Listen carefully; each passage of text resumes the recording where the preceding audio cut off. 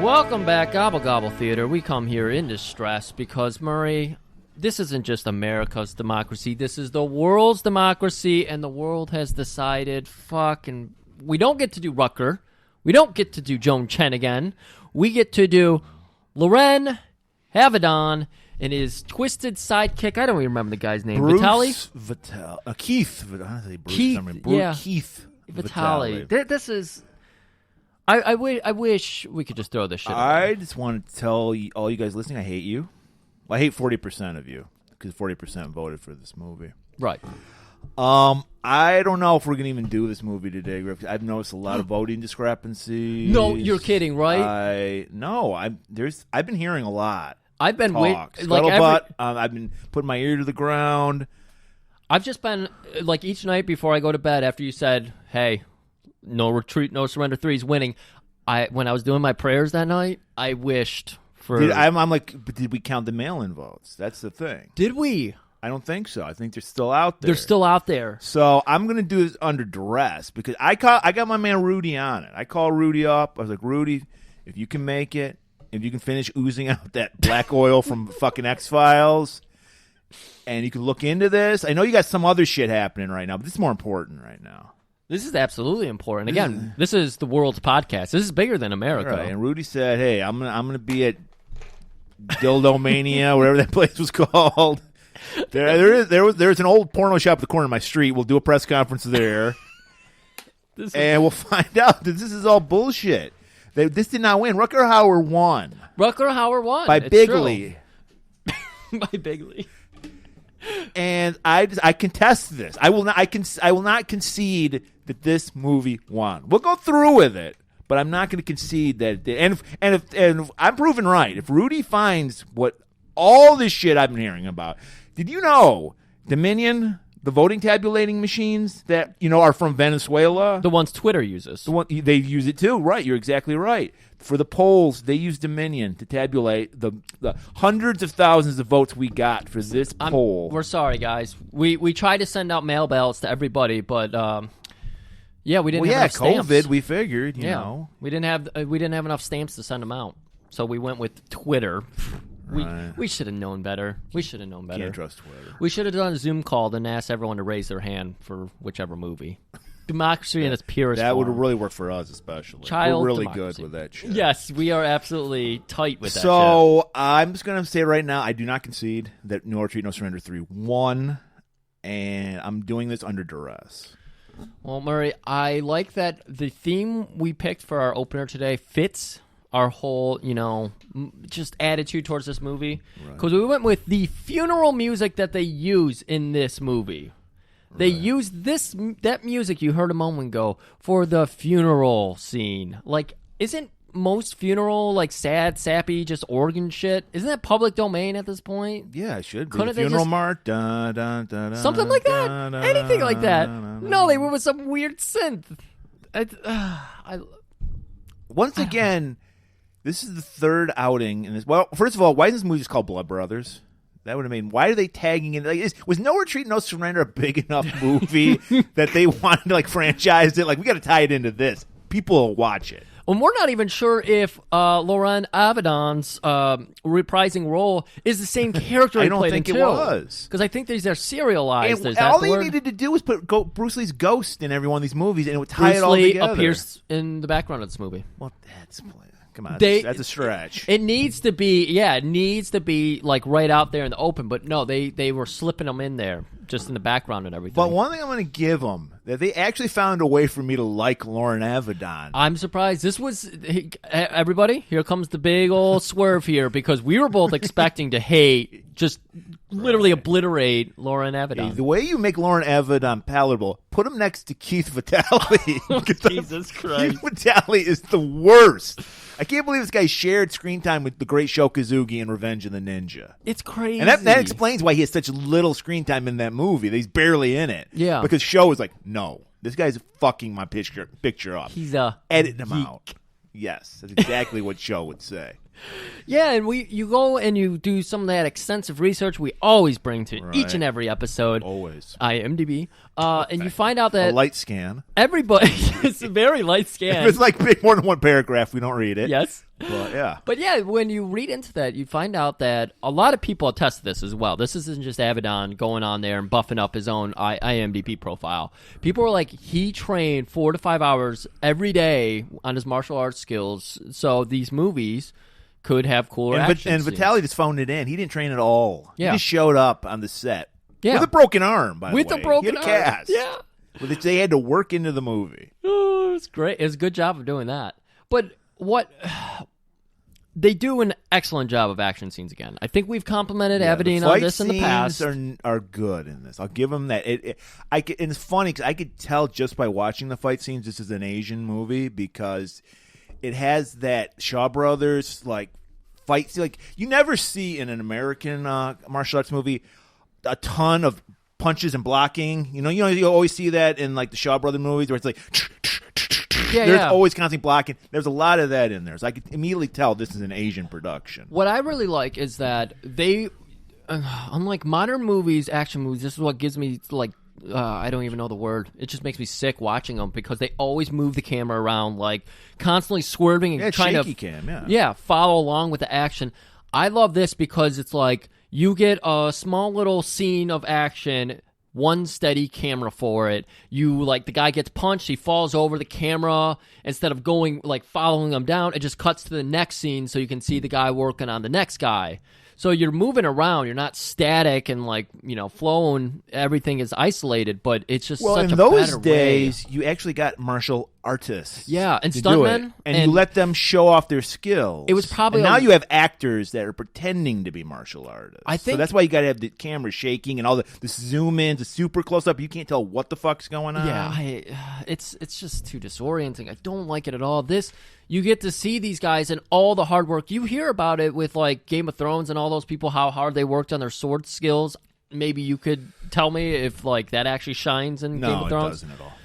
It's like, what are you guys doing? If you're gonna have these guys working on it, let's show it off.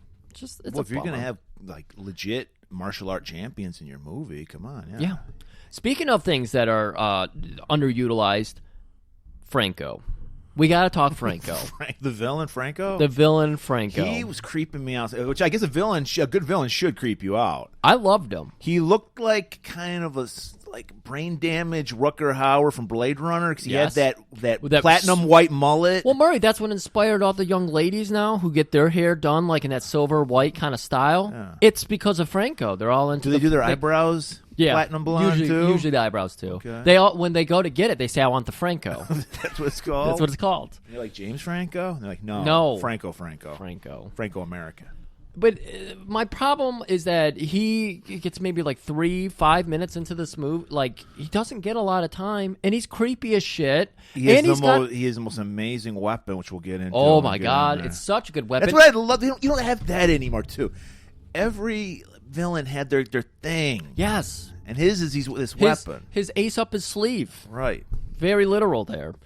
I loved him. His tone, his tenor, everything about him just creeped me out. I loved it. I wanted to see more of him. When you told me about this movie being on the survey, I went, or on the tabulator, whatever.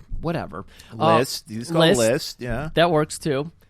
I went and looked at it, and I was like, Murray, I got to tell you, if we end up doing No Retreat, No Surrender, I'm kind of excited to see what this villain's going to get up to. Barely anything, man. I know. Just really bum. You don't get that classic, like, the villains get their win scene in this movie. You don't get that at all. No. Usually you get that, like, at one point, maybe, like, to bring into the second act or in the first act somewhere. None of that in this movie. Always thwarted. You're right. Underutilized. And then, of course, you have Casey. Played by Casey. Keith Vitale. Yeah. I don't know. I want to. Apparently, he got all his clothes from the David Byrne collection because we got to talk about the clothes in this movie. It's blowing my fucking mind. This movie came out in 90? Yes. Even in 90, I'd be like, what are you fucking wearing, you guys? Pillowy David Byrne suits, like you said. Pillowy jackets. And it's like, okay, you got a gigantic suit. Can you pack a fucking iron with you wherever you're at? Like something. It's like wrinkled as fuck. It's like he just slept in it. Yeah. And they said, all right, I'm ready to film. Crazy. And despite being in all these pillowy suits, all the women fawn over him. And he's got this voice. We're going to play some audio later so you can hear his voice. Yeah. It's not the first voice you hear or whatever. You'll know the voice. See, Bruce Vitale makes Lauren Avedon Lauren Olivier in comparison. His voice is just so... It's so weak. I don't have a potent voice either. But it makes Lauren Avedon's sound strong. And Lauren Avedon, I always thought, had a weak pussy voice. Exactly. Hey there, guys. And it's like, that's fucking James Earl Jones next to Vitale's. Like, I feel like Casey has like a 13-year-old Emilio Estevez kind of voice. That's how I heard it. I'm glad you said Emilio Estevez because he has the douchebag quality of young Emilio Estevez. I always hated Emilio Estevez. I 100% agree with that. I went back and totally watched... see Vitale taping some guy's butt cheeks closed. Like, I think Emilio was 18 when he did Repo Man. He was like really young when he did that. He had that perfect, just like pug, fuck, punchable face. Yeah. It was great. Oh, okay. Murray, we got 4.5 pages of notes. Yeah. Days growing short here. Half of them are just about the clothing. We're expecting a snowstorm at any moment now. I hear that, yeah. So we probably should get to some trailers so you can, get on out of here. All right. So I guess we have no choice but to do this. So here's the final movie in the saga that is No Retreat, No Surrender. It's No Retreat, No Surrender 3. The first was for honor.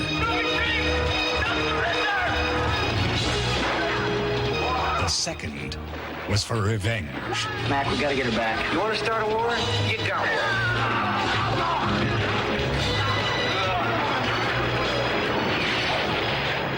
This time, the only thing that was keeping us together is dead. it's family. No retreat. No surrender. 3. Blood brothers. You're talking about some of the most powerful people in Washington. It was a great loss to all of us. I don't want your sorrow. I want action. I'll take care of it. I'll find my own way.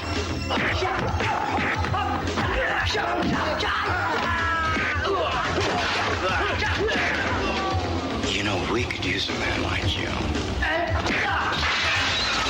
I'm listening. He is a warrior, a true fighter.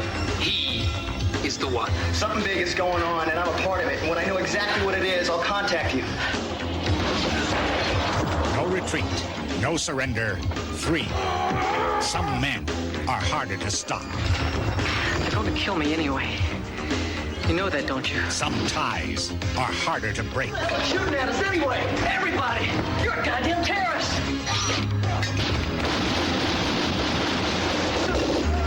No retreat. No surrender. 3. Blood brothers. All right, we open up.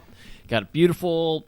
Well, we open up with a quote from Chairman Mao. A beautiful saying from Chairman Mao. Power comes from the barrel of a gun.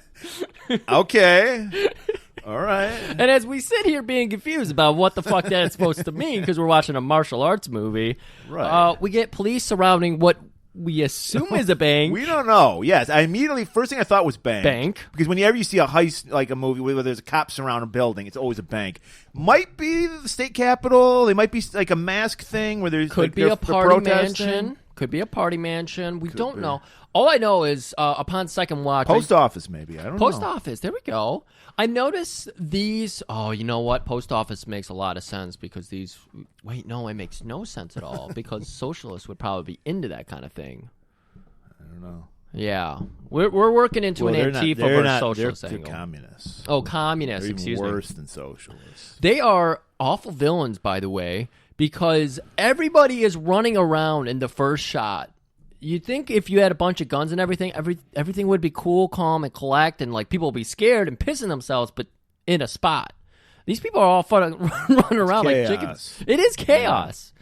Yeah. And so we got the police outside surrounding the building, hostages finally getting situated, and we're scanning over the whole crowd, and then we slowly, Murray. It's like, I would say a buff Seinfeld, but I can't tell because his suit, he's swimming in his suit. I don't see Seinfeld. The hair's not voluminous enough. He's working on it, though. It's kind of Bizarro Stingray from Undefeatable. Yeah, it definitely is. Avedon was perfection for the Seinfeld hair. Like his he had that poofy. He had a Scott Baio feather, kind of. Okay. And, he's just swimming in this suit. He's got black leather gloves on for some reason. We're talking about Casey for Casey. He's the good son. Yeah. He's a CIA super spy, James Bond. Yeah. The one Nick Cave's always singing about. Oh, he had a song called Good Son. But I know this song. I'm surprised you didn't. I was trying to toss it to you because you were so offended by this face he's making. He's awful facials, by the way. He looks like did I just shit my pants? I know he's supposed to be scared. Yeah. And if you've seen, and we can tell these are political people because the guy's wearing an army jacket, the socialist guy. Yeah, and he's got that red knotted rope necktie thing going on. Little kerchief. Yeah, it was very interesting. And he's just mugging like a motherfucker for the camera. Yeah, he's got. Okay, I gotta say it's the same look as the guy from No Holds Barred. You might have to put that up on Instagram. I can do that. Okay. He's got the same look the guy from No Holds Barred has when he dookies. So I'm like, man, when you put it in that context, he's selling this really well. He's so scared he's shitting himself right now, you know? And there's this hot blonde next to him. She's terrified. I don't know if they're together. I don't know what the situation is. You see, first time through, I thought they were together. Second time through, I realized that he is just releasing. He's not shitting. He's pheromoning. He's spreading the sexual pheromones, and she is downwind, so she's getting all those pheromones. Pheromone COVID. Yes, exactly. He's not wearing a mask. He not over his butt, that's for sure. Yeah. And so, of course, it's why it's working for the terrorists because he doesn't take them seriously at all. He's like, this is a cowardly American. Yep. And then they're looking over for the audience, and Casey just pipes up. He's got crutches for some reason. Apparently, he knew this was going to happen. Yeah. I guess. I don't know. Or He's they prepared. snuck him in. There's no understanding Maybe he had of this. to send a package or a deposit, a check, or whatever you're supposed to be doing in this building. Maybe he just has a foldable crutch just in case he's in a hostage situation. Maybe he's playing the bird with the broken wings rap for girls. I like it. Come home and nurse me kind of deal. He's a creep. Yeah, I like this. Yeah. And so just to add to the creep factor, he pipes up and he's like, Mr. Terrorist, why don't you take this beautiful blonde? My life's too valuable. I'm going on my yacht later today. And this guy, we hear his yacht, he's just immediately disgusted. He's a good communist. He is a good communist. And he's like, you American pig, giving up this woman for you. By the way, Casey reaches out. This guy is so close to Casey. He reaches out. Casey grabs his gun, just holds his hands over his gun and points it at the woman and gets it closer and closer. Just shoot her, do it. But eventually the commie is just like, American scum, get off of me. What is that smell? Throws him back, and that's when it was like, you've activated my trap card. And Casey winks for the camera, lifts up that crutch, and a spear shoots out of it. Crutch from Picasso Trigger. Yes. Jesus, that is a so deep he's got a spring-loaded crutch, so it shoots out and impales. It was so fast, I didn't know what was happening. I thought he fell on a flagpole. I didn't know what was going on. It was intense. Yes, it does look like a flagpole because it's like a full-on fucking spear. So all hell breaks loose. He's fucking taking out guys left and right. He's got the Uzi now, and he's shooting up guys, shooting up this guy. And finally, because there's a balcony in this building, whatever it is, bank, post office. Yeah. So there's a guy up on the balcony, and I counted the shots because I'm also artistic like a Highlander. 4 shots. The guy hits, he's shooting at the woman that Casey is trying to release his pheromones on. So Casey realizes it, jumps in bullet time, and blocks it with the hand he just so happens to have a cast on for the rest of the movie because he legit had to wear a cast. So this is the exposition on why he's wearing a cast for the rest of the movie. So maybe the scene wasn't even supposed to be in the movie. Maybe. But they added it to explain the cast. Yeah, I definitely think that. I don't know about the whole scene, but yes, getting shot in the arm totally is the explanation. So after he gets shot, the guy just stops and waits for Casey to shoot him. And after that, it's like threats, cleared out. Casey has won the day, Right, and he just stands there gloating over the guy. He's like, you fucking Americans. Like, this American just kicked your ass, asshole. Yeah, yep. And then we go over. So we've had our fill of Vitali for now. So we got to go to the other blood brother. Right, the guy on the other side of the tracks. Yep. Because these are like very opposites. Yeah, Casey's highfalutin. Right, he lives the high life. He's James got Bond, like we said. Multiple muscle cars that he's driving around. Corvette, Mustang, PT Cruiser. He's got the Smokey and the Bandit Trans Am, Firebird. Yeah, he's cool. Can't grow a mustache, but he does have the Firebird. And on the flip side, we have our boy Will, played by Lauren Avedon, who he's trying to help the kids. He's teaching self-defense. He's doing a bad job of teaching them. He's just beating the shit out of them. He's pummeling the shit out of them. But he needed to learn that lesson. In the streets, it's kill or be killed. This is true. He just pummels the shit out of these poor, they're like a group of 10-year-olds. And he's just kicking them in the face. Yeah. Breaks. I think he broke one of the kids' arms, fucking compound fracture. Well, yeah, they show up, and the one kid's helping the other kid get his shoulder back in the socket in a minute here. And it's like, all right, 5-minute break. I'm going to kick your ass some more. Yeah. And then the phone rings. And all the kids, groan. They're like, fuck, really? Do we have to do more? And he's like, look, I'm doing it for your own good, guys. You want to survive on the streets? Yeah. You gotta. Would a guy on the streets give you a break? No. Exactly. And then that's when the phone rings, and he says, "Oh, Saved by the Bell." And then he's like, "Will Alexander." Will Alexander. Who answers their phone with their full name? And then he's like, "Well, his dad." Because he goes, "Son, it's your dad, John Alexander." Are you going to come to that big birthday party of mine later on? I really want you to come down early. You know what? I'm going to fly you up here, over here. He's John is in D.C., we think. Yeah, I'm somewhere over there. We don't know where Will is. No. We have no clue. And I think Casey is also in the D.C. area. Yeah, because he works for the CIA. Right. But we have no idea where Will's at. Baltimore? Let's say Baltimore. Okay. So he's close. Yeah. He's pretty close. And he's like, I don't know, Dad. Is Casey going to be there? Well, yeah, you're my sons. I love you. Remember that hunting trip we went on? Don't bring that up, Dad. Not the hunting trip. So we learned there's some tension between these brothers. Yeah. Sibling rivalry. We know it's you and your brothers, same way. It's same. You know what? We call each other the blood brothers because of our hatred for each other. Right, because of that one hunting trip you guys went on. We went on that hunting trip, man. He ate the last beef of beef jerky, so I was very upset about that. And so, Dad... Well, you didn't tell him you saw Bigfoot. No, that's right. So, see, that causes some fucking friction. So, Dad is like, okay, look, you're coming up for my birthday. That's all I really want. But maybe you could stay a day or two extra, and I get it if you need to leave because Casey's being too much of a fucking piece of shit. He's being too much of a success for you because you're a failure. Yeah, let's get real. Yeah. I mean, he's, like I said, he's the good son. He followed in his dad's footsteps. His dad worked for the CIA, for the company. Yep. And he works for the company. Yep. Now, Lauren went his own way. He did. He just went into the street style of martial arts. Right. So they hang up amicably. They're like, okay, I'll see you Saturday. No big deal. And Dad, he's got his computer out. This is 1990, guys. You know, boots up that gateway. He's like, I'm ready to go. He's got that AOL disc. He pops it in the tray to get his free 4,000 hours. And he starts loading. You hear that dial-up noise? I like this trait about the Alexanders. They all learned, apparently, how to type on a computer the same way, which is to talk to the computer while they type. Ooh, I like what you're showing me here. Didn't you know that the CIA was vital in the invention of Alexa? So yes, this makes sense. Back in '90, that was the prototype Alexa.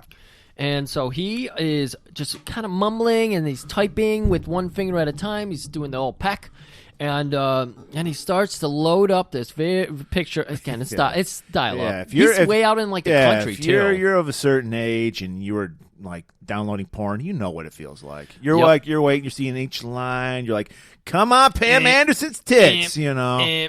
And we just get to see the eyebrows up of this man, and he's got the white hair, the white shock of hair. Like, he must have been inhabited by Bob.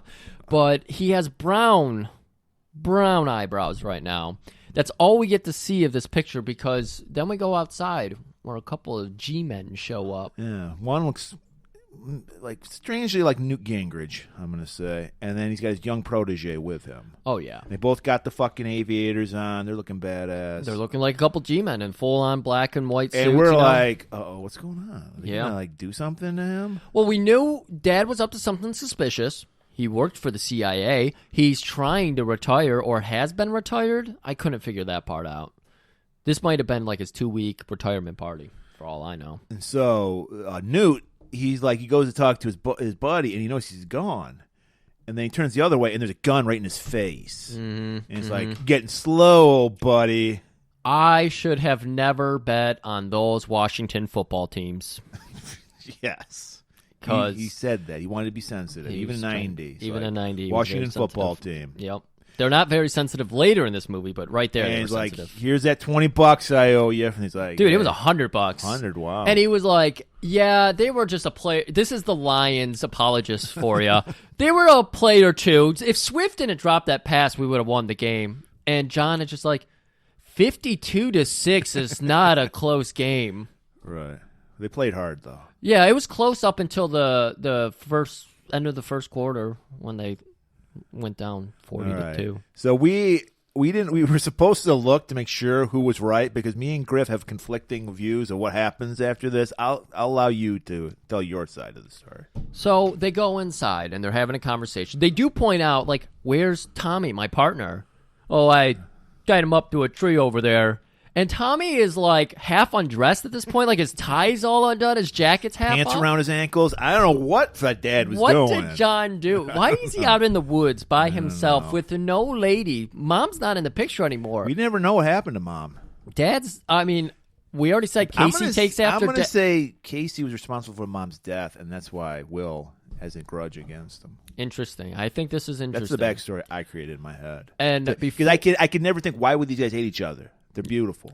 I just think that John, like Casey, who takes completely after Dad, John just likes to fuck every woman he sees. I mean, there's a whole angle here with the secretary we hear about in a couple moments. She's hot. So remember that. Okay, so they sit down, and it's just Newt and John in the office, and they're talking about, some old business. They want to get Well, finally, it's been a half an hour, so finally the full picture of Franco comes up on this computer screen. Oh, we don't get to see it, though. It's in the background, though. I'm just saying. We don't get to see it. I know, because it's in the background. Bruce Lee's in the background, actually. So anyways, they're sitting here, and they're just like, all right, I know you've been chasing down Franco. This is how I hear it. You've been chasing down Franco, Newt tells John. He's like, I don't know what you're talking about. It's like, you've taken out all the Franco's guys. Look, we're launching a mission against Franco. None of these new kids can lead it. We need you to come back and lead it. That's how I heard that. I didn't hear that at all. My interpretation of it was he's coming to warn, because he's retired. He's out of the game. And he's like, look, Franco is looking for you because he wants revenge for you murdering his son. And John's like, that's old news. That's part of that's the price of doing business. I'm retired now. He's not going to come for me. No way. And he's like, fuck yeah, he is. I'm just here to warn you. That's all. And to give you that money for that bet we made. Did you see the picture of my son on our hunting trip, though? Hands him the photo, and they just stare at it together. Yeah, and then they go, oh, they come to that party? Because this is the gala event, the birthday party of John, his 65th. Yeah, 65th. And so everyone, he's like, I'm hoping to get my sons. He's like, I hope so, too. Remember that trip? And he's like, God, don't bring that trip up. It was crazy. We'll never know what happened, but something big happened on that trip. I'm going to say Mom got shot accidentally by Casey. Dick Cheney style.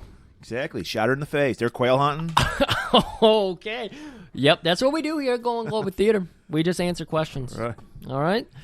All right. So all we know, there's an evil white-haired mullet man who's somewhat. I'm thinking, is it a replicant? Because I'm thinking it's Rutger Hauer. Yeah, I'm willing to go with that. The movie we that. should be doing right now. Blade Runner would. Oh yeah, Rutger Hauer movie. Yeah. All right. Anyways, we cut to We go to a day in the life montage. So I like this montage. It's kind of a new montage, too. We're used to seeing training and all that kind of shit. We're going to a day in the life, and we got a day in the life of Casey and a day in the life of Preparing Will. to go to the party. Yeah. Day in the life. So I'll go ahead and start out with Will. And, of course, Will's day, he wakes up at 5 a.m. You see the sun barely rising as he's kickboxing and, hitting the bags and all that shit. And then you see him jump in his car in his pillowy pants that were they were like Jinkos before there were Jinkos. They were just so But they were big. pegged at the ankles. Yeah. It was like... And then he had the cargo pockets. Yeah, they were rough. And I think they were a little acid washy. They had a little bit of I couldn't tell because they were like white or off-white. Yeah, I think it was acid And then he had a white like cinch belt. And then he wore... Yeah, you're right. You're right, Griff. There's so many bizarre outfits. You can't keep track of what's going on. You're right. He had white pants and a white belt. And fresh white Reeboks. Freshest. So it's like, wait, are you struggling for cash? Come on, fresh white Reeboks. And then we'll get into something he's wearing later because they know not to tip their hand for this last article of clothing to really put the whole look together. So he's just got like a vertical blue and white type button-up shirt Tucked on. in. So we see him driving out in his little VW Bug. In his little VW Bug that you just know it's a piece of shit. So you know it's going to break down at some point. But he's just munching on a baguette, like a full 18-inch baguette in his car. The Subway. Yeah, and drinking a Coke with that. So carb on carb, But you know what Casey's eating? Oh, Murray. He's eating a little bit of that lady we saw at the bank, post office, government building earlier. He's lying in bed. It's like 10 o'clock in the morning. He just got up. Yeah. She brought him breakfast in bed. She's like in love with this dude. She's like sizing out her wedding ring, and he's just like, "Hey, babe," takes a bite of some bacon. It's like, I gotta go. Yeah. My dad's birthday party's happening. Can you sponge me off here? Just taps her on the butt. Says, "Baby, I gotta leave." I gotta get out of here. Comb through the hair. and he's like, "Hey, what's that over there?" And she looks the other way, and you just hear his fucking Trans Am peeling out, and he just takes off, puts on that, he just leaps in that baggy David Byrne suit, and he's gone. There's even a nice transition scene to get to our party here, where he drives through a puddle of mud, and it splashes up, and then the camera pans out enough to show that he somehow drove by Was that supposed to be Will. him? Yes. Okay. He somehow drives by Will, even though he's like, I think in the dad's neighborhood. Drives by Will, splashes the mud. His car's broken down. He's working on it, yeah. And he splashes them with mud, and Will... And he's wearing white fucking pants. Exactly. So you don't see the mud stains in a minute here. no longer fresh white. No longer fresh white. All right. So let's cut go- to the party. Dad's mingling. This is where we meet Jack, who is the successor to the job that John had. Yeah. Newt brings him over because he wants They him all, to meet of course, him. we know they're all CIA spooks. They all wear shades. Oh, yeah. Black and white suits, shades, aviator shades. Never take them off. No. Because if you reveal your eyeballs, then people like me and Murray, we can see. We can read eyes. So Right. we'll see what's going And on. John's like, first thing he's like, "How's that hot secretary of mine doing?" I love that. That was the perfect way to break the ice because they're stiff. They're G-men, Right. They don't know what secrets to reveal. And then he mentions the secretary, and a small crack appears on Jack's face, and he's like, "I've been waiting to tap that thing. Like, I'm trying to pay this guy off so I can sit next to her and cut the cake with her or something." It's weird sexual innuendo, I think. And he's like, "I'm gonna mingle. I'll see you later, John. Great party. I gotta mingle." Yep, and that's where we get to see Casey, and we find out about that secret operation we saw at the beginning of the movie. Like, was it an operation? Because he's like, yeah, the FBI were trying to, they're all mad at me because it was their operation, but I just jumped in there as the CIA and fucked with shit. And this is the story of the CIA, basically, isn't it? To just jump in and fuck shit up. I guess. I mean, that's how I understand things. We got hindsight on our side. We got a lot of history to work with here. 1990, not so much. They didn't even. So Will finally he's pushing his car into the driveway. He's like a mile down the road. He had to push his car, and oh my god, I like where he parks too because there's like where all the cars are parked, and then his dad again. He has like He's like in the middle of the woods. I don't know. I'm not positive this movie was filmed in the Philippines, but I'm pretty sure it was filmed in the Philippines because there's some bizarre, like palm tree-esque, like trees that you don't normally see in America, especially not in Washington. Maybe Florida, but we're in Washington. We're supposed to be in Washington. So I don't think this is like a James Bond worldwide I know, right? Location shoot. So Will like pulls up or pushes his car up. He doesn't put it with the other cars. He pulls it like in the middle of all the trees for some reason. I don't know. And I think Dad was like, "Can you park that piece of shit in the back?" Maybe that was it. Maybe that was it. I've got my friends here. I don't want them to see that. Although Dad, when he pulls up, he goes, "That's Will, everybody. That's my son Will in his piece of shit car." Well, he's still proud of his son. He is. John, he's a good dad. John's got some great facials. You forgive Casey for killing his wife. I mean, hey, it's all he got in the world. All right, so Will gets out of the car, and maybe Jesus, by the time you hear this, you've already seen this on my Twitter. Because oh my God, this jacket sums up how I feel about Lauren Avedon. All ugly, loud, obnoxious. It's a beanbag as well. It's the most pillowy. It's like I think that My Pillow guy got the idea from My Pillow from looking at this jacket. It's a denim jacket with red leather sleeves. And communist, like, hammer and sickle patches all over it. And then it's like... Where would you even find a jacket like this? I don't know. They must have been shopping at the thrift store, and they're like... and then they were like, hey, Lauren, go check out, like, what you want your character to wear in wardrobe there. And he saw that jacket...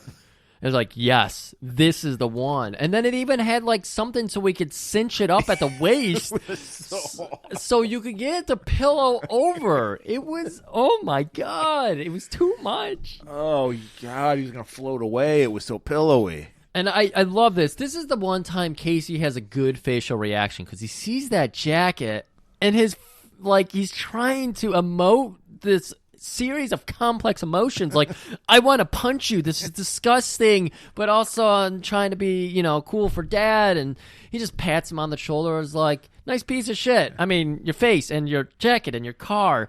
I mean, hey Will, how you doing? Remember that hunting trip? Don't bring that trip up. So we cut to they got the cake, they're lighting the candles. Casey lighting the candles. He's a good son. And a good son. They're cutting and I think Dad was like, he didn't know how to cut a cake. What was up with that? He was like, I don't know how to fucking use this thing. Yeah, he was like, you're a woman, cut this cake. No, he called over a bitchy little dude. Called over the Marco Stun of the CIA. I don't know. He was having difficulties figuring out how to cut a cake. But he was cheerful about it. He's like, oh, where do you start? The left, the right, the middle? Let's let this guy do it. And Casey shows, he's like, Dad, I got me and Will chipped in on this great gift for you. An all-around the world trip. We know you've been all around the world, but you've always done it for business. It's time for a little pleasure. Right. So it's like a worldwide sex tour. Sex trafficking tour. He's like, Thailand, Indonesia, all the Epstein good. Island. All the good fuck islands, Dad. And he's like, son, you shouldn't have. And you just see Will fuming in the background because he wasn't involved with this. Oh, yeah. I mean, and it's... Casey's trying to like bond with his brother. He knows his brother doesn't make the money he makes. He's doing it in a pretty shitty way. No, he's like incorporating him into the thing. Dad doesn't need to know that this is really Casey's gift. He knows. He knows. He looked in the VW. He saw the shitty gift that it was probably a matching jacket. It probably was buy one get one free. They had a vacuum seal it shut to fit in that box. But that one had American flags all over it. Oh, okay, that makes sense. Yeah. That's a good matching jacket then. Right. They can go bowling together and all that shit. That's very thoughtful. But no, that was sly as shit. That was Casey ribbing his brother, man. And Will gets that, so he's like, you know what? I'm fucking out of here. And he quietly does the Irish goodbye. He just quietly slips out the back. He's walking over to his car, and he's in the middle of those tree-wooded area. And that's when Casey confronts him, and he's just like, hey, man, I was just I did that for us. It's like, no, you didn't. You did that to show up how cool you are and how much money you make. And, God, you smell like puss. Were you fucking again? And you're all about the deep state. And he goes off on some QAnon shit. And I was like, that was a little too far. It was. I thought. And he's like, well, what about you and your commie pillowy jacket? And they're just going back and forth. You know, we fought the commies. We beat them in hockey. He's like, yeah, and he killed a lot of babies, too. And you drank their blood. And it's just like, lizard people. And it's just, okay, whatever. And so Casey's trying to defend the CIA, but, you know, Will, he's done his own research. So he's just fingers in his ears, just, come on. You're never going to learn that way, Will. So, you know, Will jumps in his car. Fortunately, Dad lives on the top of a hill, so Will pushes his car and it goes down the hill. He winds up the key, turns out again, and then rides it down the hill. Oh, and he's driving away. He still hasn't even made it to the freeway yet. He's still driving in the neighborhood, looks back, realizes he has the gift. We can see the sun in the background and everything. He's like, oh, shit, I forgot Dad's gift. I better turn around. And we go back to the house where Dad's cleaning up. Well, not really cleaning up, but everyone's leaving. Yeah, what was going on? Did they say, fuck the cake, everybody leave? I don't know. They're trying. Maybe Will was taking the back roads. He was so upset he needed time to think. Probably. So he was been on the road for an hour. Let's say that. We'll say that. So it takes him a little while. He's getting kind of out there. And we got, like, the party. Everyone's kind of leaving. Casey's there with Amy, the secretary. And he's got one hand right up her dress. Casey's even banging the secretary that everyone's been talking about? Uh-huh. That's a smooth operator. And so this is where I'm realizing Dad gets the game. Because he's like, Dad, I could stick around and help you clean if you want. Or I was thinking about taking Amy home. And Dad... See, I didn't know because you noticed when they first show Casey at the party, like, there's a ton of women flocking around. There's 4 women. He's Ric Flair. Flair. They're just laughing at all this, the shitty jokes he's telling. Yeah. Rubbing his shoulders. Yeah. Amy was the lucky one that got picked. Exactly. She's the lucky one. Because he probably heard his dad talking about her. It's like, I got to bang her then. Ooh, that's weird. I heard my dad talking about how hot his secretary is. Well, so Dad I want to bang probably him. banged her too. He like father like son. He wants to be like his dad. I guarantee that's what's happening here. Dad sloppy seconds going on there. So Casey's like, I can stay and help you, or I was thinking about taking Amy home, and it's like, son, I've been there. That's going to be a wild ride. You want that. Yeah. I want you to take something with you. This is my cock ring.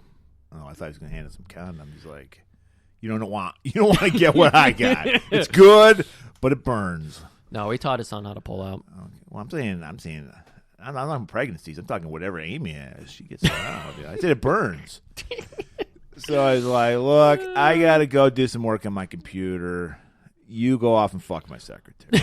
You go fuck my ex-secretary. I'm going to go smoke my pipe. Zach, I love that. He was so satisfied with that pipe. He's sitting in his quiet living room. I mean, he's 65 years old now. Right. So after a loud party and everything, it probably is very relaxing to just sit back with a nice... Maybe he was just worried about COVID. He's like, guys, this isn't smart. You guys go home. Yeah, maybe. No one had a mask. So he's just sitting there enjoying the pipe. Still daylight, by the way. We see the sun kind of setting, and we get some awful backgrounds here in a minute. But he's sitting there enjoying the pipe, and he's just sensing everything around him when he senses a disturbance in the force. He hears like a jiggling at the door, and he's like, Will? Is that you? Oh, he's so excited. He knows that Casey's going to be a while because Amy is a tough ride. Well, even though Will's a failure, he's still his son. He loves him. And he realized he didn't get that gift. Right. Yeah, he wanted that American flag because Casey told him about it. He spoiled it. He must have. So he's like, Will, and he's like looking around, and then looming in the background, Macho Man Randy Savage. Yeah, he goes to the front door and he touches the knob, and then he hears another ruckus upstairs. So he's like, and he goes upstairs and he's slurking. I was gonna say slurking. Sleeking doesn't work either. And he gets slinking. So he gets upstairs and he looks into his office where he has another office, or is just it's a war room or something. I don't know. But he's got a bunch of mounted knives on his wall, and it's just so convenient. So he turns around and very much on the slide. House of Death. We learn later on. Yeah. Yeah. So he pulls out the knife. So he's still got his back to the hallway, and then he starts using the knife as a mirror. Did he do that? Yes, I don't remember that. Yes, all I know is the Macho Man is like looming in the background, and Macho Man can't help himself. He's like, Well, I imagine what that noise was him snapping it into a Slim Jim, which gets him pumped for this kind of shit, you know? And we know Macho Man, he loves strangling people. So Yeah. he got the piano wire, puts it around Dad's fucking neck, and they started Feeble struggling. 65-year-old neck. He can't fuck. Macho Man in his prime could not take out the 65-year-old wrinkly-ass neck. Well, hey, man. Come on, Macho Man. So they have this long, kind of fight going on here. I don't remember how he gets him off. I thought he just, flipped him over. He might have I don't just know. flipped him over. And then he stabs Macho Man with a knife. Yeah, and Macho Man pulls it out. He's not going down like a bitch. And I think he throws the knife back at him, but he dodges it. And then John goes in for the big old spear. Right. He's just straight up Goldberg spear. They go off a balcony into an indoor pool. Isn't that No. It doesn't? You're going too far there. Okay. There is that pool. This goes down into the foyer, right up to the front door. And so he takes him down. He looks down, and the guy fell like an idiot. He broke his neck.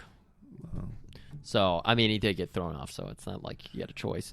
So, John... Well, that's going on. Will, his car broke down again, so he stops at the side of the road, call his dad, Yep. to let him know I need a jump. And Dad's like, all right, everything's good. I just killed this guy. Everything's Yeah, fine. there's a deck. He's a ex-CIA, so he's probably used to this kind So of he's thing. like, Will, you wouldn't believe. And then the phone just cuts out. Will. Ugh. And, that's when another goon pops up. And this was like...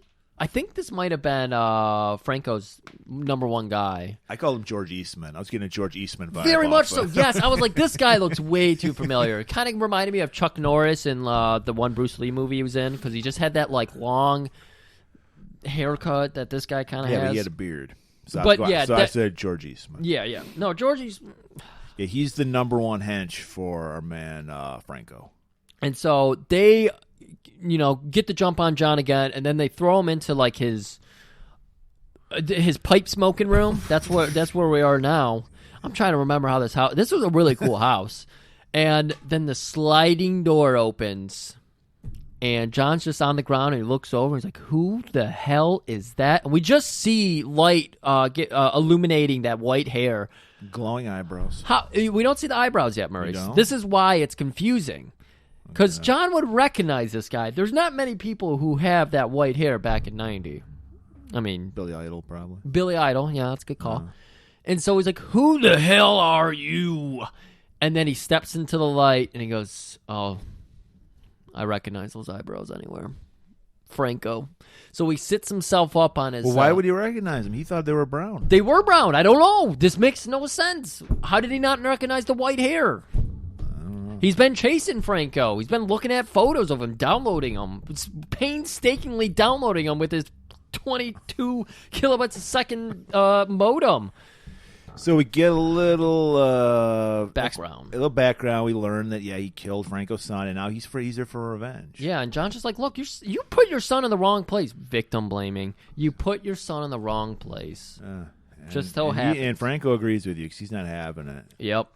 And it just so happens, you mentioned this before, John has knives, guns, booby traps. This is the Home Alone dream right here. Everything's set up. Home Alone House of Death. I forget what he had under his table. Cause he had a machete under his table. Machete, it was a fucking machete. Oh, my God. And so we have kind of a chase going around in his house here. So he gets out the machete. And then what was up with the Shokazuki flashing light trick? I don't even remember that. He flicks a switch, but it's like a strobe light that blinds people. Yeah. He had everything. And so he runs back upstairs to that knife room, and he apparently has an armoire in there with a pop-out thing that had a gun hidden in it that he's going for. But this is where George Eastman catches up to him. And he fucking kicks him in the back of the neck. And John, his poor neck. He's already been strangled. He's 65 for sure. He's 65, so he doesn't have enough neck flap to comfort that one. So he goes down pretty hard, and he reveals that he has a gun there. And Franco comes over into the room, and he's just like, "Go ahead, get the knife or get the gun." So John goes for the gun, but then he's got another thing coming for him. Yes, because this is where we get the reveal of the weapon of choice for Franco. If you grew up in the 70s, you know how deadly these things are. True. Lawn dart. throws a lawn dart and hits fucking John in the throat. Yeah. And then George Eastman comes running over, and John is standing up now. George Eastman kicks him. He has a balcony to an indoor pool, Olympic-sized indoor pool. He fucking launch kicks him into it. It's amazing. Right. It's a very cool kill here. And fucking hell, man, that was we gotta take a break because Will, he shows up. This would be a good place for a commercial break. And this, oh my God, we talked about the amazing acting ability of Reb last week. Was it last week? 2 weeks ago. Okay, what was last week's episode? Penitentiary 3. Okay, thanks. I can't remember anything. And fucking, I guess Casey shows up. I guess he forgot the condoms. He left them on the fucking bedside table. He was coming back home because they're supposed to spend time together. Oh, he just fucked Ann. And he was Amy he was dropping off Amy, and then he was going to come back home. Dropping loads on Amy. And so first, Will finds dad. No, you notice that when Will finds him, he jumps doing a perfect dead man's float. Yes, he was.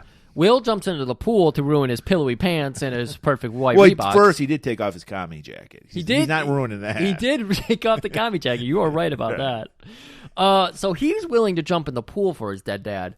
When Casey comes to, he's like tiptoeing around all the puddles and everything. These are leather shoes, motherfucker. I'm not getting these wet. He would be pinned to the ground with all that fabric if he got it wet. So, yeah, exactly. I mean, shit. So we're going to go a little inside baseball here because apparently the the screenwriter really hated the director for this because they had one director signed on and then they had to end up subbing somebody else in. And the second director loved scenes that were improv. And so they didn't quite nail this scene. I don't know if either of these actors are capable of nailing this scene. Well, no, Lauren he was improving. And Keith Vitale is such a moron, he couldn't, roll with it. So he was, so there was some tension because he couldn't. All you got to do is go, no, Dad! Which is basically what Lauren's doing. He's not doing anything.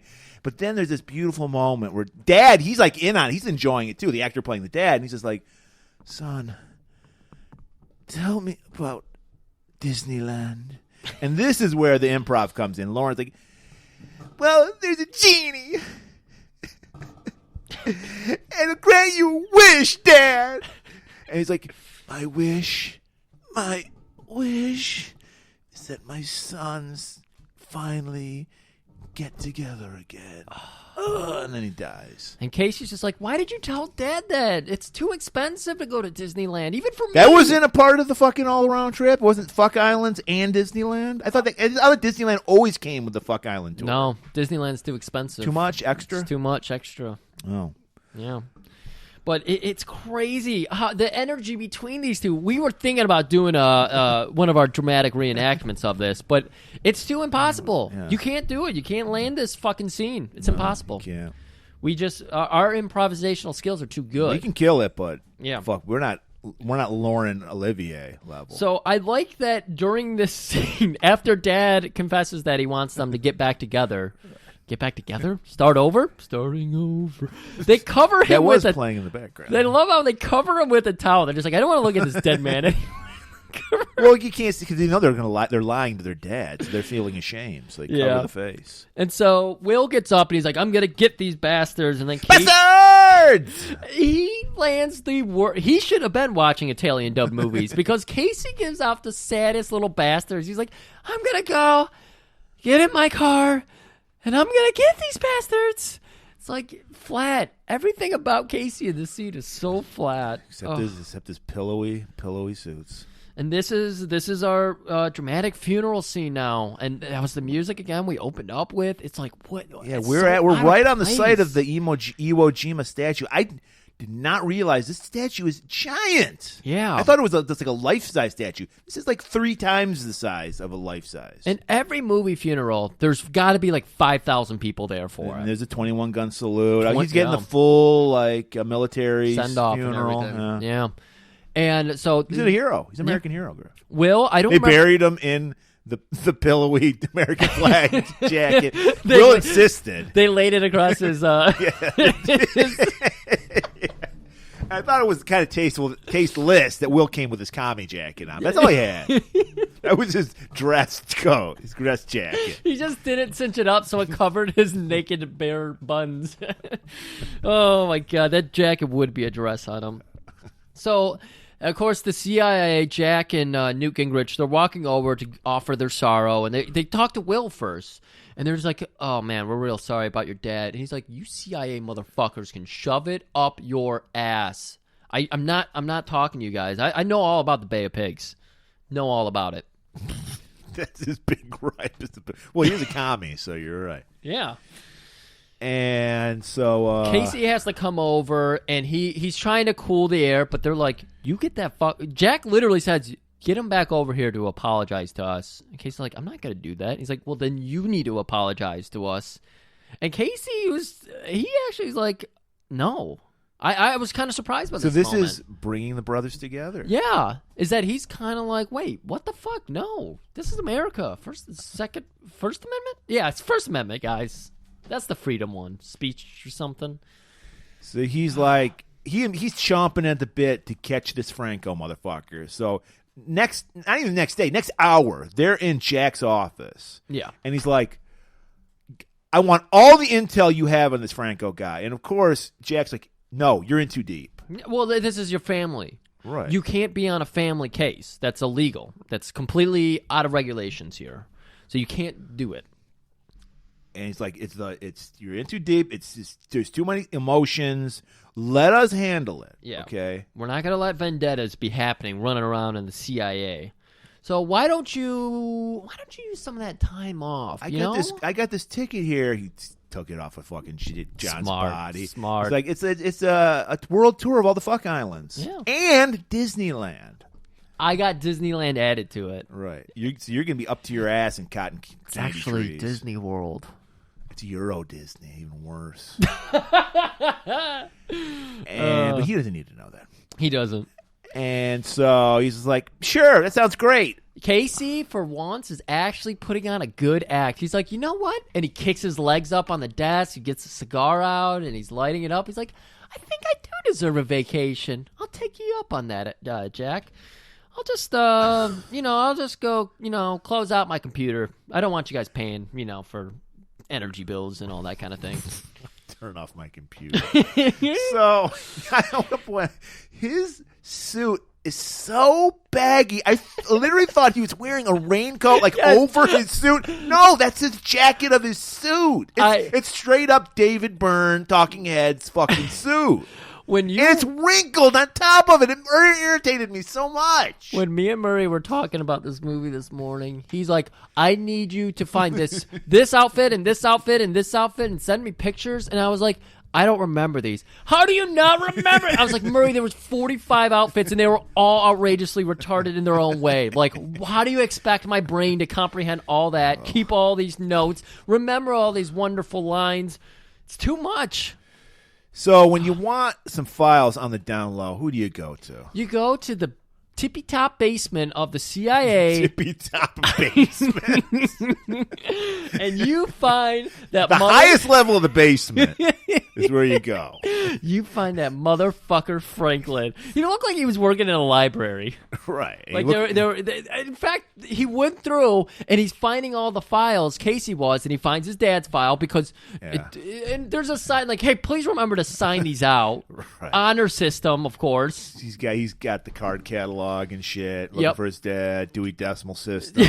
He opens it and there's like some redacted information. So he's like, I know just the guy to go. He has that weasel. He knows how to twist his arm. You know what I think is happening here? This is like some of those creatures in the ocean where they like live off other mammals and they actually kind of they're co-habitual or whatever. So Casey gives Franklin some of the fuck videos he makes. So I think that's what's happening here. I don't know. Franklin's I think he's a little more into Casey than he is the chicks. That it doesn't matter either way. He's a very sassy nerd. Yeah, Franklin's getting what he wants. He just pretends like the women. Maybe. It's like, so honey, what do you want? So Murray, we're not even gonna. you guys asked us to do this. You forced us to do this. Right, you did. You put a gun to our head. And I don't know if you've ever heard Casey, but you're about to hear it, along with just working alongside of Franklin. And let's hit you with that.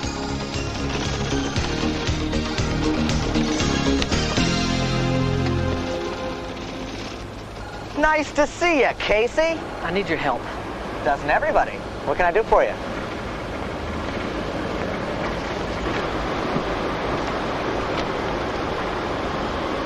You're not even supposed to have this file, Casey.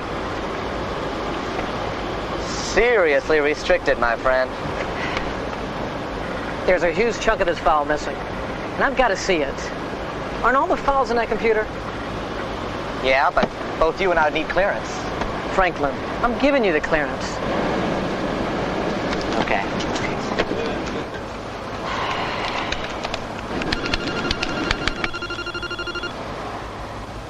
Why, you bitch!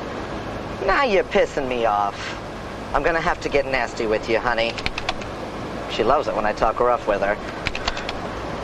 And...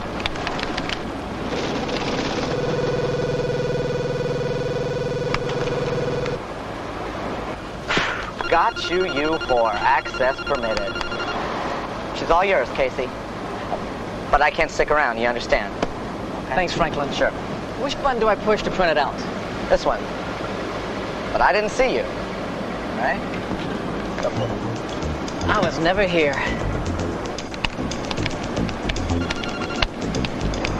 Let's see what Franco has to do with my dad. He was working on the case for 4 years before he retired. He got a lot of the guys working for Franco, but never got the man himself. But what country is he working in now? Ours. Most current intelligence. Last known operational center, Gulf Coast, Florida. That's in the USA, all right. Why is Franco here? Unknown. What do you mean unknown? I guess I'll have to find out on my own.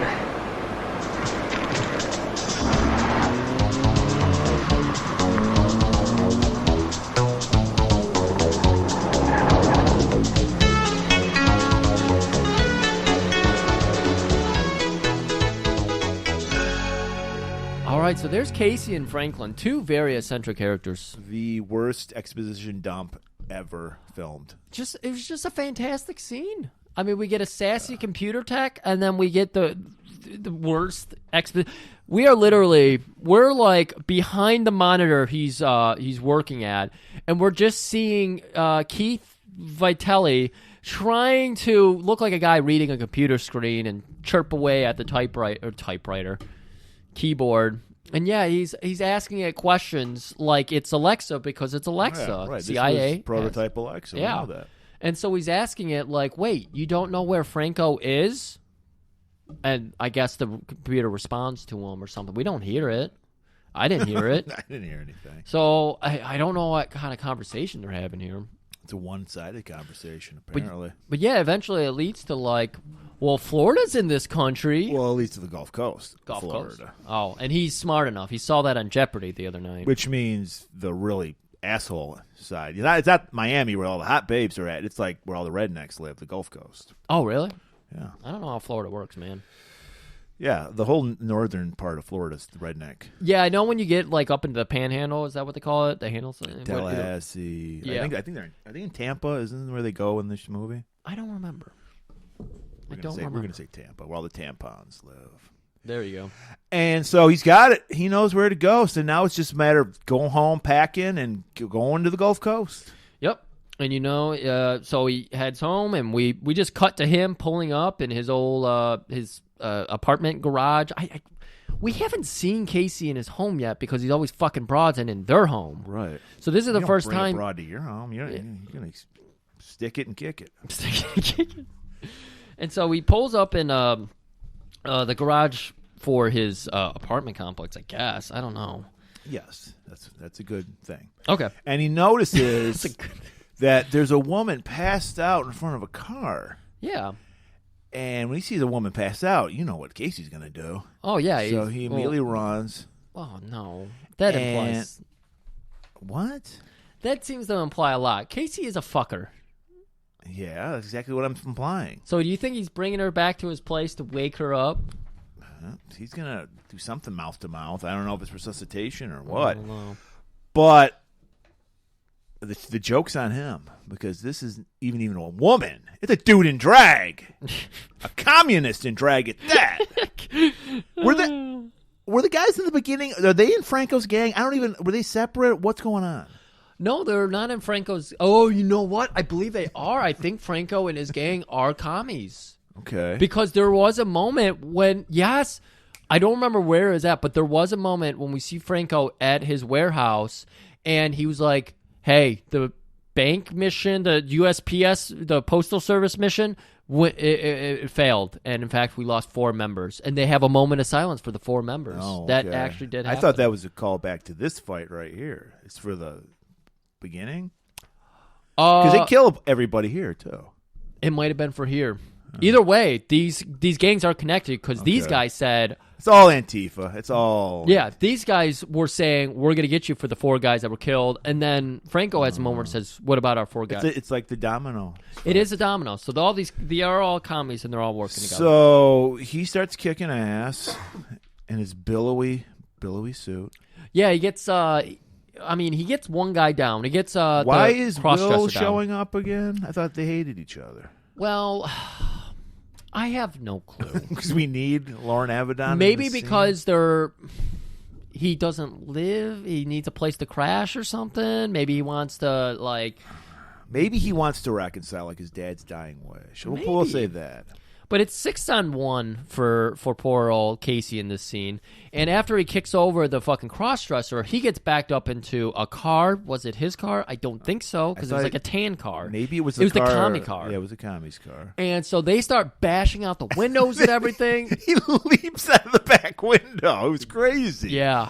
He flies the fuck out. That was like a midnight thud, just hovered out. He did have an orange in his hand. And he just leaps out of the back window. But he ain't in his car, so why not? And so he's getting kind of pummeled by these guys here, but don't worry, Will's just around the corner. He happens to show up, and then we get cuts of a monster truck driving around recklessly, and it's like, what the fuck is happening here? So we got a lot of cool kung fu fighting happening here. Right. Brothers are going back to back. Those cats were fast as lightning. These cats are fast as lightning. It was a little bit frightening. Yeah. A lot of good action happening here. But eventually what we're leading to is the fucking monster truck crashes into another car and it doesn't it's a good distraction. All the good distractions, yeah. All the commies get taken out. But unlike Will, who's like a comic book reader, is like, let's just knock these guys out and the police will come pick them up after we, hang them from a street lamp or something. They kill them. And Will's like, this is intense. Yeah, Will's like, I just maim people, especially in my dojo. Yeah. But he I saw him slice a guy's fucking head off with the machete. And so Casey's like, hey, take my keys, go up to my room, 3D. Well, he's like, look, I got these files. Can you just take them up here? Because he doesn't want to get caught with the files that he stole. So he's like, I'll talk to the cops. Yeah. And the CIA will probably show up. So he's like, can you put these files? And he sees that Will's a little shaken up, or maybe Will is a little too, I don't know. He's handling it well. So Casey tries to rib him. He's like, don't you know how we do it? This is how the CIA does it. Like a big dog. We don't let people walk away. We fucking kill the shit out of them. So yeah, Casey parts ways. He's going to go talk to the cops down on the ground level. Will goes back to the Casey's place. He goes to the apartment. 3D, like I mentioned. Flips through the CDs. Immediately makes a beeline. He throws the files on the floor and just goes for the CDs. And he's like, I don't have this one. I have this one. Yep. Scumbag. Grabs himself a nice Coca-Cola out of his fridge. He does the shitty thing because he's always wearing those fucking giant pillowy pockets. He uses CDs as a coaster. That's what a douche he is. And he flipped them over, too, so it's scratching. Right. Oh, what a... He's like, I hope you don't like Disturbed. And then he scratches it. And he's like, well, while I'm here, I might as well read this file because I'm a nosy motherfucker. goes through it, and then he finds out all the info he needs to get revenge for his dad. Ooh. Franco, Florida, Gulf Coast, everything. Yep. Leaves his brother a nice little note, and that's where we cut back. Leaves a note saying, I got the info. He took some vital information that Casey needs, and it's like, no, this is on me. I'm avenging Dad, not you. Yep. So we go back downstairs where Jack's arriving, and, Casey's just like, well, it seems like a bunch of guys are after me. You think that means I can be on the mission now? And Jack's like, you stay the fuck away. What happened to those tickets? I'm personally going to take you fucking down to the airport. He's like, don't worry. I booked I'm calling up my travel agent right now. I'm going to beautiful. You know what? I'm not going to tell you. I'm going somewhere where the asses are flat and the titties are huge and fake. That's all I'm going to tell you, boss. And then the boss is like, mental Rolodex. Gulf Coast, Florida. It's gotta be. And lo and behold, that's where we're at now. We're in the Philippines, Florida. I don't know. All I know is fucking Will's got a new car. I guess the rental. I don't know. How did he get money? Oh, shit. He took some of the credit cards of fucking Casey. Man, he did work. See, I just flipped through the CDs. He's fucking stealing money and shit from him. He feels like he owes them, probably. Or they settled an inheritance from Dad very quickly. I don't know, he sold that house, maybe. Yeah, very quickly. Like within it, the market in '90 was amazing. So yeah, that's probably it. Before the bubble broke. Yeah. And he's just like, we just get some nice flat ass. No, the asses weren't that bad. These were fine asses. These were decent. These were some '90s white girls started getting butts. But this is like a Baywatch scene where it's just like girls rollerblading in front of the camera that's like really low, so you're getting right up and under there. That's a good shot. I like that. Yeah. And there's people playing with a beach ball. It lands into Will's car. It's just fun. It's just they're like, fun. come on and play with us. It's like so inviting. Even the girls do. 3 girls that were rollerblading. They turn around. They all look over their shoulder, lower their sunglasses, and wink simultaneously at Will. And then Will, he just looks straight in the camera. Florida, I love it. Gives a big thumbs up. And then we go over to Franco, and he's working on his dart practice. He's just lawn darts, bullseye. And he's coordinating. This is like a first time seeing his warehouse. See, again, we've been talking so much about Will and Casey. I want Franco. So I'm finally excited to get some Franco scenes up in here. And he's coordinating all of his men for an important mission at an airport. And that's all we really get to hear about it. And then he gets word that Casey is... this guy with a skullet comes in. He's like, boss, that we were supposed to kill that CIA guy. It didn't work. They killed all our men. See? This is the scene I was talking about, yeah. And like every great villain, he just rolls with it. He's like, well, those were our comrades. Moment of silence. Kneel. If you want to, you can kneel. It's very respectful. Or you can stand. It's up to you. And then like 5 of them kneel and the rest of them stand. And they all give a moment of silence for the cross-dresser who was killed. Yes. And Franco's just like, but we must carry on. The mission is That's more what they important. would want. Yeah, it is. It's commie lifestyle, man. So we break from that scene. God, I want more of the villains. I want their victory. Murray, I need to know they're badasses. This isn't a victory. This is a failure. I'm sorry, but this is AEW level of storytelling. I want to believe in the monster fucking heel. There's no monster heel here. So Casey, he finally arrives in Florida, and Jack's there. No, it's this weird chicken friend who's always talking about chickens. Like everything is a chicken metaphor for him. I don't remember that. He's guy this at all. weaselly little dude. He's got a mustache. It's me. It was me with my mustache. But he picks him up at the airport, and at this point, Casey is wearing a beautiful white suit. It's actually kind of fitting. It's very Miami Vice, yeah. Very Miami Vice. He's got like one button done just above the waist, and then he's just letting that chest hair flow. I don't think he had any chest hair. But yeah, he had a little friend there who's like taking him around. He's like, "Yo, we already got a trace on your brother. He was staying at the Days Inn." No, the Four Seasons. And of course, they go to the Four Seasons landscaping place. Oh, too funny. CIA, come on, get your shit together. And we see the guy. He's like tuning up a lawnmower. Oh, you looking for somebody? He left a note for you. And it's like, "Fuck you, assholes. You'll never find me." So, Of course, we all know the brotherhood of the dojo. Yes. If you own a dojo, work at a dojo, you know that you are welcome in any dojo in the world. Right. So that's exactly where Will goes. Will has no place to go. He doesn't have any money. This is okay. This is where it gets very confusing for me. But Yes. go on. It is very confusing. But he rolls in, and of course, this is the Dragon Sound Dojo. We're in Florida. This is amazing, by the way, because they're in like a strip mall. Orlando. Isn't it Orlando? Is that where the Dragon Sound is? We must be in Orlando. I believe so. Wherever They were the hottest band in Orlando. I know that much.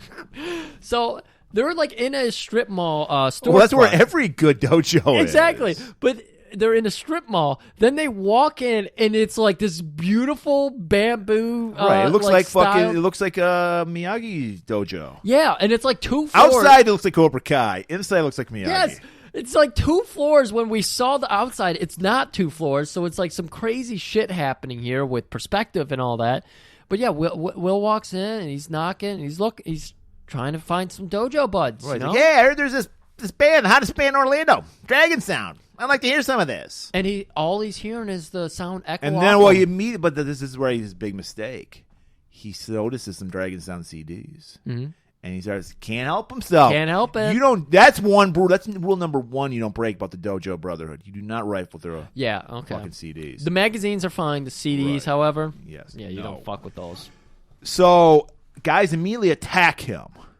Oh, yeah, he's walking out the door with the CD. Right. A couple of them, maybe one they would have excused, but he took 9. You know he was going to go thrift them off because he just bought that car, so he's probably like, I got to keep up with the payments or something.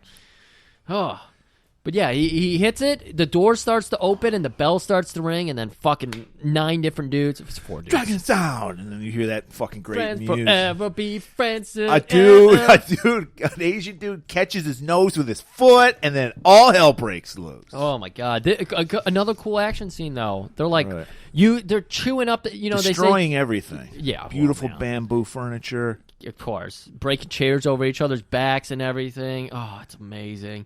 They're jumping over stairs. They're fucking doing moonsaults, Frankensteiners. It was awesome. And then Will pins a guy up to a wall with a knife at his throat, and he's like, "What's happening, brothers?" And it turns out he knows Dragon Sound. I guess that's where he crashes every time he's in Orlando. Because they know him all of a sudden. This is where I start getting confused because it's like, wait, how? I mean, you said it. Maybe it's like some kind of weird dojo communication. Maybe they had a tournament somewhere, but it's like we don't know where Will lives. We don't suspect it's Florida because he doesn't go back to his home or anything. So he's just been here multiple times before in the past because these guys. This is where he crashes when he's in Orlando. Apparently pops in here often because these guys seem like fast fucking friends because they go straight out to the lawn to talk it over and talk about Take the shirts off. Yeah. And I like that the one dude it looked like he had a giant scar down his chest, like he had a pacemaker maybe he did. surgery or something. And he's like, "Guys, I got a job for you. It involves murder." They're like, "Tell us more. Yes, tell us more." This is what's confusing about it because it's like, how are you meeting these people? Oh, wait, apparently you have a fast friendship or something. It's a whole dojo world we don't know about. We're But not yeah, privy to. he literally says, that is not an embellishment. Guys, I got a mission for you. It's going to involve murder. And they're all like, yes. The one is where like... Well, what do you train for martial arts for if not to kill? I mean, isn't that the whole point? I think that's Will's whole point. I think he's out to kill. So maybe when he killed somebody in that garage scene earlier, he was just like, finally, fuck yes. I've been waiting for this. Oh, and so Will's like, okay, here's the deal. And he starts whispering. He's like, we're going to get this guy Angel. We need to get Franco, but we got to get to Angel first. I think maybe his buddies tipped him off. Like, I think it was in that file that he took. Maybe it was, but he had the name. He needed to get to Franco. Angel is the guy who like auditions everyone to get into Franco's gang. Yes. So we need to meet up him because I have this plan. He's his talent agent. He's the one out there scoping So it's like, out talent. I have this plan. I need you guys to help me with it. Will you help me? Are people going to die? Yes, we're in. Yeah. So, of course, Angel, like any good auditioner, casting couch guy, he hangs out at the filthiest biker bar you can imagine. He totally does not fit into this bar. He's this total nerd. But he's at a biker bar. I think it's the bar from No Holds Barred because I did notice there was a dog chained up in the bathroom. Yeah. And so he walks in, got that beautiful Scott Baio fucking feather flowing, got the fucking aviators on, whips out this comb, flicks the feather a little. All eyes are on Lauren Avedon. So he heads straight to the bar. And then this guy, this fat, disgusting guy, I guess he's feeling threatened. His man is being threatened. He's like, I'm going to go fuck with this guy. So he rolls up. What the fuck are you doing here? That's my bar stool you're on there. And he's like, well, it's mine now, so beat it, loser. And then he whips out the butterfly knife, flicks it around. Yep, they do a very close-up of it, so you can't see that it's not Will or Lauren Avedon's hand. He didn't practice his butterfly knife skills.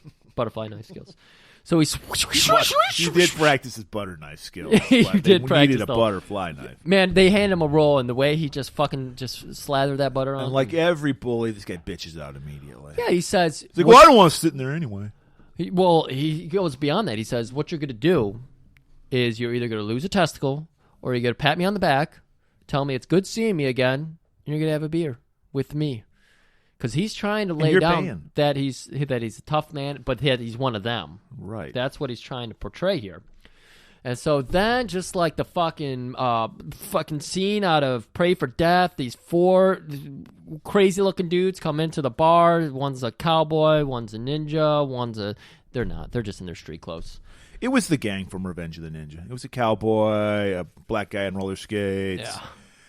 A guy with a Rising Sun muscle shirt. Yeah, it was that. This is where it gets a little offensive. So if you are not into offensive language in a 1990 movie, just close your ears for a moment. Yeah, a lot of F-bombs are blasting. Our boys come in, ready for bear. They're just, I don't know. Was this a gay bar? I don't know. Why were they blasting the F-bombs on them? I don't know. I just know that our large black gentleman comes in and says, we want the goddamn queer angel. It's like, what is this coming from? I don't know. So everybody in the bar, this must have been like a very progressive bar because everyone's like, sir, you cannot say that You cannot use that language here. Yeah, I don't care if you're a man of color. color. This is an inclusive bar. Do you notice we have unisex bathrooms with dogs chained up in them? That trough has female and male urine and shit in it. So you can calm down and have a drink with us and we'll communicate like humans, or you can leave. And he's like, I'm not leaving without a fight. So then a ballroom blitz starts. They just start fighting. And there's busting chairs over people. It's just, you've seen it a million times. It's a great bar fight. And then Lauren's like, now's my time to show him one of these guys. So this fight carries out. These 4 knock out all of, because this is all Angel's guys in the bar. They're all like kind of working alongside with Angel. So they knock out all the guys, all of Angel's guys. So Lauren's the only one still standing. He's just sitting enjoying his beer, watching all this action happen. Angel is now retreating. He's on the floor, crawling hands and knees across the beer and the piss and peanut shells and all that. And you just hear her out again. I think he actually hid in the shit trough. Yeah, I don't think he made it to the bathroom because the one guy got to him, and they catch Angel, and they're just like, "We're gonna give you the midnight thud, faggot." And then they're like, "What's that smell?" Dookie. And then they're just as they're about to fucking pummel the shit, is what you should do. If someone says dookie, yeah, that's where Lauren springs it at. Yeah, he's like, "Enough of your gay bashing." This ends now. Phobia does not belong in this bar. And so he starts kicking the shit out of all 4 of his friends. We're air quotes kicking the shit. Oh, man. They're selling it okay, but then they're also winking at us a lot, too. Right. And then he grabs one of the buddies, and they fly over the bar, and he's like, start throwing shit. So they're just throwing beer cans everywhere. They're talking to each other in a normal tone, like, just throw shit, make it look real. They're throwing cans that were, then Lawrence throws some Tabasco sauce on the guy and make it look like blood. And they can't even get real juice, Griff. Come on. Yep. And so after he punches his last friend over, he jumps over the bar again, busts out that hair comb, just once through, puts his sunglasses back on. Is there any other kind of comb? What did I say? I don't know. All combs, hair combs. Oh, I guess so. Honeycomb. Fucker. You're right. Give you the midnight if he pulled out a honeycomb, that would be funny. So Angel has just been saved by an angel, clearly. Right. And he comes over and he's just like, I think I have something for you. What's your name? I think I have a job for you. And and he's like, my name's Jesse Robley. He's like, I'm willing to join your gang, but I'm not doing any of that bitch work. You know, I'm not going to be in here cleaning up toilets or anything. Right. I'm a true believer. I kick ass. I take names. All right. So Casey, he knows his brother's out there, and he's got to track him down. Well, he's got to get on. He's got to be like, all right, let him do his thing. I have to get on. I have to beat my brother to avenging my dad's death. Yeah. He's like, okay, we're both after the same thing. Our roads will cross somewhere, but I do have to kind of grease the wheels. I have my own contacts. Yep. He's like, my chicken friend here from the CIA is doing shit. So he's like, all right, time to go my own way. And, of course, his own way is to go to that fucking beautiful, like, gym spa thing that Lorenzo Lamas was hanging out at in the Dudes episode. Yeah, where all the hot-to-trot divorcees look for studs. Yep. There's bowls of M&Ms everywhere. You know what's going to happen. Exactly. And then we get this nice, like, beer commercial thing of a chick slowly walking by. Everyone's pulling down their shades. You're right. It was very beer commercial. At the pool side, everyone's pulling their shades down. And, you know, she's not white, so she's got a nice ass. And we're getting a lot of it, zooming in on that ass. And then she does a slow motion dive into the pool, and she comes up in slow motion. Everyone's like, oh, my God, who is that? Well, fucking Casey knows, because that's his old flame Maria. Okay, so again, I'm confused about Will having friends in Florida that are willing to murder for him. And now Casey has a girl. I guess this makes a little more sense because he's been traveling around with the CIA. But he has an old fling that he has to catch up with, and she wants nothing to do with him anymore. Well, because he's kicked her to the curb. We know his MO. Oh, we absolutely do. Hit it and quit it. Yeah. We're 50 minutes in the movie. We know everything about Casey. He's just a piece of shit who's got a little voice. He just uses people. And pillowy suits. David Byrne. So maybe she's a big Talking Heads fan, and that's why she lets him in. But she throwing to the curb. She fucking throws him in the pool. She does. Yeah. And it's not the Nestea plunge. And so we're like, oh my God, what's going on with these people? These people. So actually, we cut to, and apparently just throwing him into the pool was enough. So she takes him. She loves him. She fell hard for him. Yeah. I don't know why. So she takes. But like you said, maybe she has a David Byrne fetish. Yeah. So as is Casey's MO, she takes him back to her place, and they're just like talking it out, and you know she's going on this whole news about like how they were an old thing, and how he helped her out of a situation. Because apparently she was doing stuff with Franco before. She worked with Franco. So this is his angle. He's like, I got to get back with Maria now to get information about Franco. So I got to get her back in, risk her life. Yeah. So I can get the info that I need. And she is just like, no, I'm done with that life. I was fucking strung out on fucking P2P. It was horrible. It was a nightmare. Yeah. But I'll do whatever you ask because you're so beautiful. Well, she's putting up a hard defense, and then oh my God, he pulls out the old Reb tears again. He's just like, oh, he's trying to channel it. What was Dad saying about cotton candy? And I can't remember. Or Will was saying about cotton candy in Disneyland. And so he turns to her, and he's got one little tear, and his face is all red, and looks like he's about to shit himself. He's like, look, Maria, I'm sorry, but my dad died. And Maria, she comes over and just touches his cheeks and holds him. Bird with a broken wing move. That's his thing. That's his thing. You're right. And he's just shitting out those pheromones again. So, oh man, it's getting hot. She's like, all right, I will risk my life again for you, even though you treat me like shit. And then he perks up and says, okay, great, I'm gonna leave then. Yeah, he just smiles at the camera. Did it again. And she's like, no, you can't leave me again. I'm scared. I am just... And she's undressing. I'm just so scared. I don't know what to do without you here. He just goes, send it in. And then you just hears that sweet Shonda Heart, and you know what's going to go happen after that. So we go over to Will. He's showing up at the abandoned factory first day of work. wearing I didn't see this at all. It's insane, especially if you see it in the back, because it's not even like it's all black. Okay, this is what it looked like to me, and I literally had to watch it to make sure my eyes weren't tricking me. To me, this is what it looked like. He's wearing a long sleeve gray shirt with a black bulletproof vest that a toddler would wear over him, because it's like it starts at his shoulders and this goes down to just below his tits. Yeah. But no, that's just the design of the shirt. Right. So, it's not a fabric over a fabric. No. It's the same fabric. And I was you're going to have to explain what's happening, because I was so stunned by this shirt. I just tuned out for like 10 minutes. Just staring at it. it. Like, why would you wear that? So Angel is doing the introductions. He's like, oh my God, Jesse, you're so good. I saw this guy. He's talking him up to everybody on the floor. I don't know what they're doing in this factory.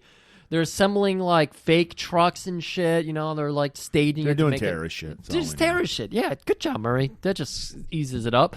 And then he's like, we're going to introduce you to Franco. And just so happens that Franco is coming down the stairs with George Eastman. And they stop halfway down the stairs and they're just staring at Jesse. And Angel calls out, Franco, this is Jesse. And Jesse pulls out that comb and just runs it once. It's a hair comb, not the honeycomb. Runs it through his hair one time. He's like, I'm Jesse. What up? Very cool. He's just really oozing the authority here. And Franco's just like, your name's not Jesse. No, George does it. I think George is feeling a little like, oh my God, this guy might replace me. Franco said that. George in a minute here says, that's a G-man. Yes, he does. So Franco says, your name isn't Jesse. And Jesse's rebuttal to that, your name's not Franco. Always thinking on his feet. Yep. Dude. And Franco, he's like, oh, the nerve of this kid. He's right, though. I like it. Because we learned earlier in the beginning of the movie when the picture was like slowly. Oh, yeah. It did say that was an alias. Oh, very nice. So this is where George Eastman, as they're like ascending the stairs again, George takes a second look and he's like, no, this kid's a secret agent. And so Franco's like, you think so? Hey, Jesse, are you secret agent? No. Well, my guy never lies. Good enough for me. He says, my guy never lies. And Jesse goes, well, he lied today. George is just like, well, fuck you. And so he jumps down, and this is his test. They're going to fight. Well, they're about to. And then Franco stops it. Oh, no, they actually do fight for a while. There's so many fights, I don't even know. You're so focused on the shirt. I don't know why you keep trying to take the fucking talking stick from me. Me and Murray have a stick. We pass back and forth to talk. So, yeah, they fucking fight it out a little bit. But before anyone can do anything lethal, because they need these people in tip-top shape for a super secret mission, then he throws out one of the fucking lawn darts. I don't remember where it lands, but it just like spooks them enough to where they stop fighting. It just lands right between them. And he's like, that was the test. You passed it. Good job. We're going to use you. But then Angel's like, no, we need a blood trial. Yeah, so, what was that? Apparently, you got to kill somebody to join this gang. It's counterproductive. If you want to join the gang, you have to kill a gang member. You're never getting more people. But he just loves the blood. Yeah, and then they start talking about how he is the one. So I was like, are we getting into some fucking supernatural shit here? Like, we're talking about Matrix. We're doing the Matrix. I didn't hear blood trial. Well, did you see the part? I did. I heard blood sample. I was like, they want his blood? You said blood trial. Okay. And, I think remember he had the blue pill and the red pill? That was like Franco's thing to get you in, whichever you pick. Mm-hmm. I don't remember which one is which. You know what? If you put Franco, it's just how he looks, but in a black duster, with the little glasses or something, he fit into the Matrix big time. Totally. 100%. I love it. You're right. Franco's, he is the one Angel. And he's like, whatever. Okay. So the next day, we get to see Casey's plan kick into action. Right. They're back at the No Holds Barred bar. No Holds Bar. That's what it's called. No Holds Bar. And this is where Angel does his business. Maria's back. Yep. And he's so evil. He's got a little glass of milk in front of him. It's the fucking Clockwork Orange milk. Yep. Moloko Plus. And she's got like a pina colada. Little umbrella in there. And he's like, Maria, long time no see. So again, this is bridging that past that we knew about. Right. And she's like, I want back in. It's like, well, you left us, And he's like, no, I want in this time. I want to know what you're doing. I'm true to the cause. Yeah. And we do see our man Jesse there. And he's acting like a punk, right. He's a tough bodyguard. He actually sits down, reaches over, and gropes Maria. He grabbed her cakes. Like, this is fucked up. He's around scumbags. When in Rome, you have to do like the Romans I think he do. was trying to think of what Casey would do. I think Casey would do this. Well, Casey, of course, would do this, but the only problem is, this is funny though because they're brothers. They're attracted to the same woman. It's kind of funny. Well, she's an attractive woman. So no arguments there. He's like, well, if you want back in, you got to give me something. Something real good. Juicy. I want the red meat that drips down. Medium rare. Rare? I don't know. And then she goes, Lindsey Graham, he's gay. Oh, no. And he's like, okay, that's good, but I need something to do with that. Yeah, everybody already knew that. Come on. And she's like, okay, well, your factory, the FBI are going to raid them. And he's like, well, we'll look into that. Well, we'll get back to you. But he's like, that information's pretty good. Here's $150, $153, in fact. So Maria, Casey's literally across the street from the bar. Wait, did they get it? They believe you? Did they believe you?